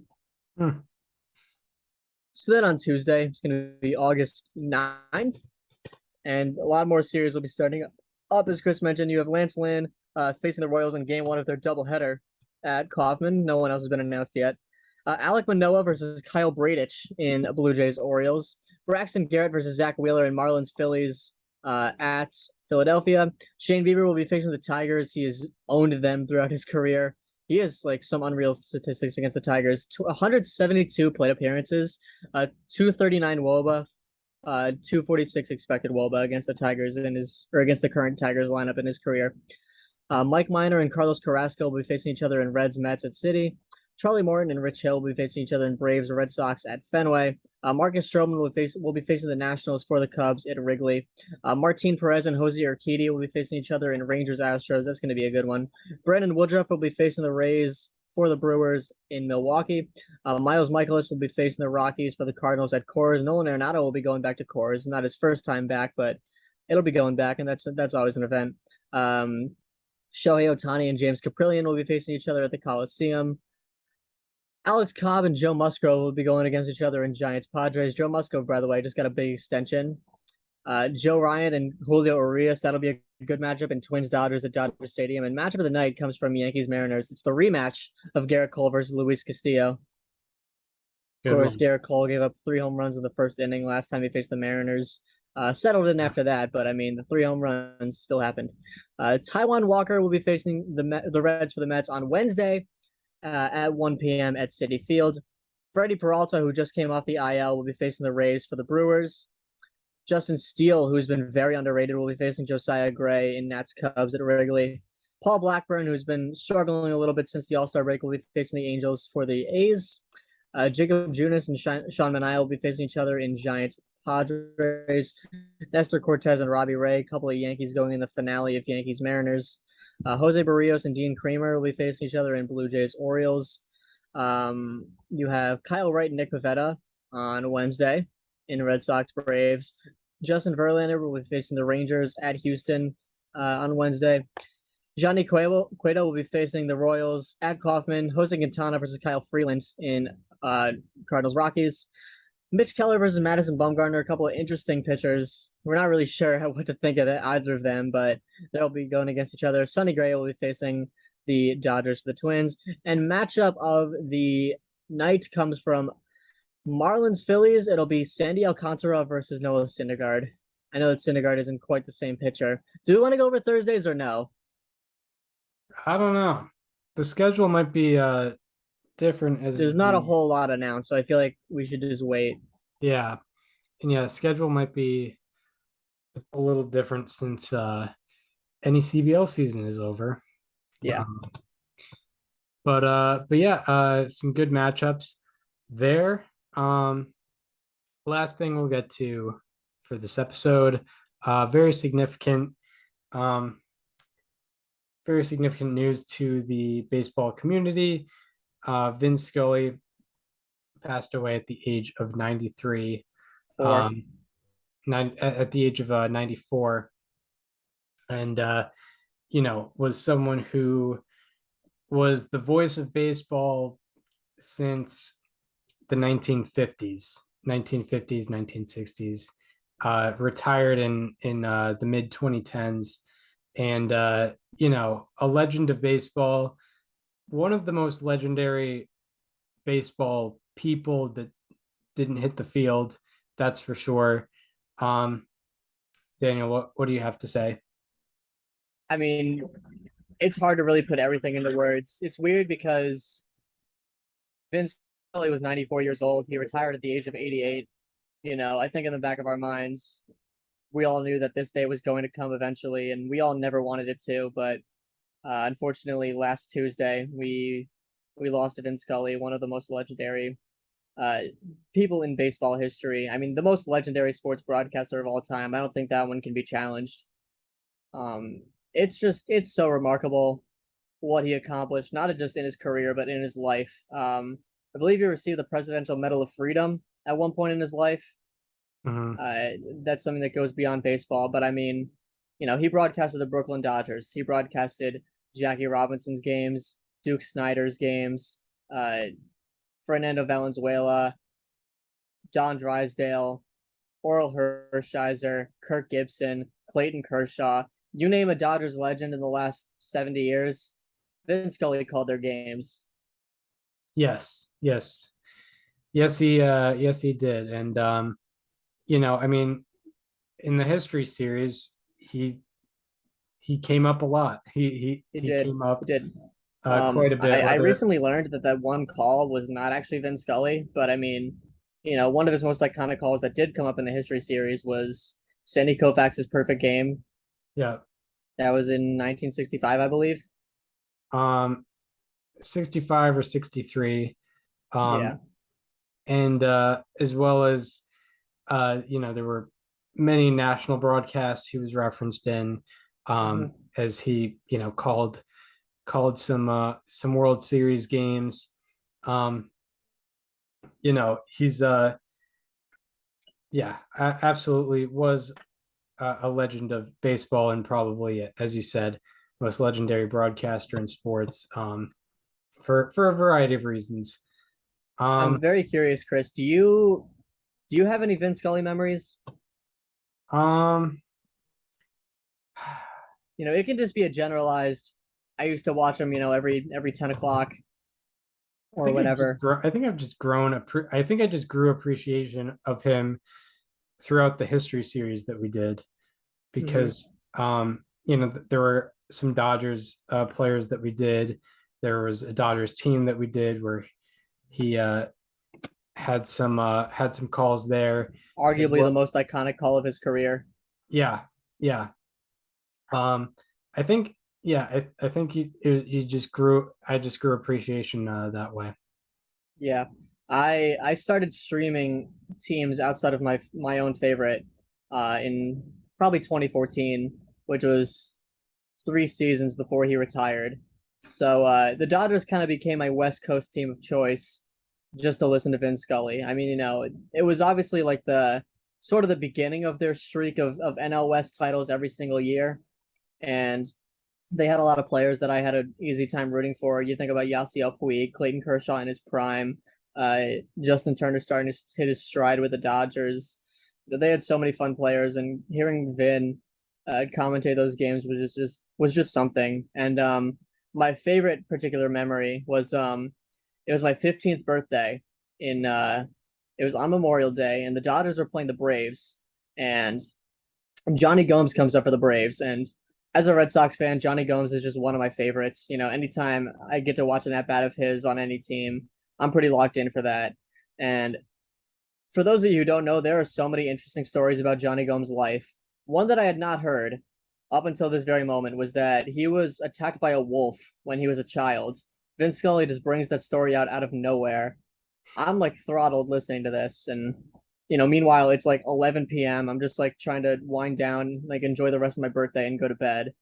And there's Vin Scully talking about Johnny Gomes getting attacked by a wolf. I saw a tweet that was very accurate. It was like Vin Scully was the guy you wanted on a national broadcast for a big game, and you also wanted him just like on a random Wednesday night in July. Yeah, absolutely. Like just a nice calm presence. He had the ability to be that calm presence on a random Wednesday night, but also present the big moment. So there's there's a lot that can be said with that. Anything else before we wrap up? That one hurt a lot, that loss. The Dodgers have lost a lot of members of their community in the last couple of years. They lost Tommy Lasorda. They lost Don Sutton. They've now lost Vin Scully. And that organization has been through a lot in the last couple of years. Right. Yeah, for sure. So that wraps up this installment of Above Replacement Radio. A little while in the making. We hope you enjoyed this one. If you are listening on Apple Podcasts or Spotify and want to watch the conversation as it happens, go to our YouTube channel. It is called Above Replacement Radio and subscribe to it. If you're following us on, or if you want to follow us on social media, follow me on Twitter at Chris_Gianta. Follow Daniel on both Twitter and Instagram at Daniel_Curran, and follow the show Instagram at Above Replacement Radio for all the show needs. We hope you enjoyed this one, and we hope to see you on another day this week, where we will be talking all the happenings in Major League Baseball once again. See you then. This conversation is over.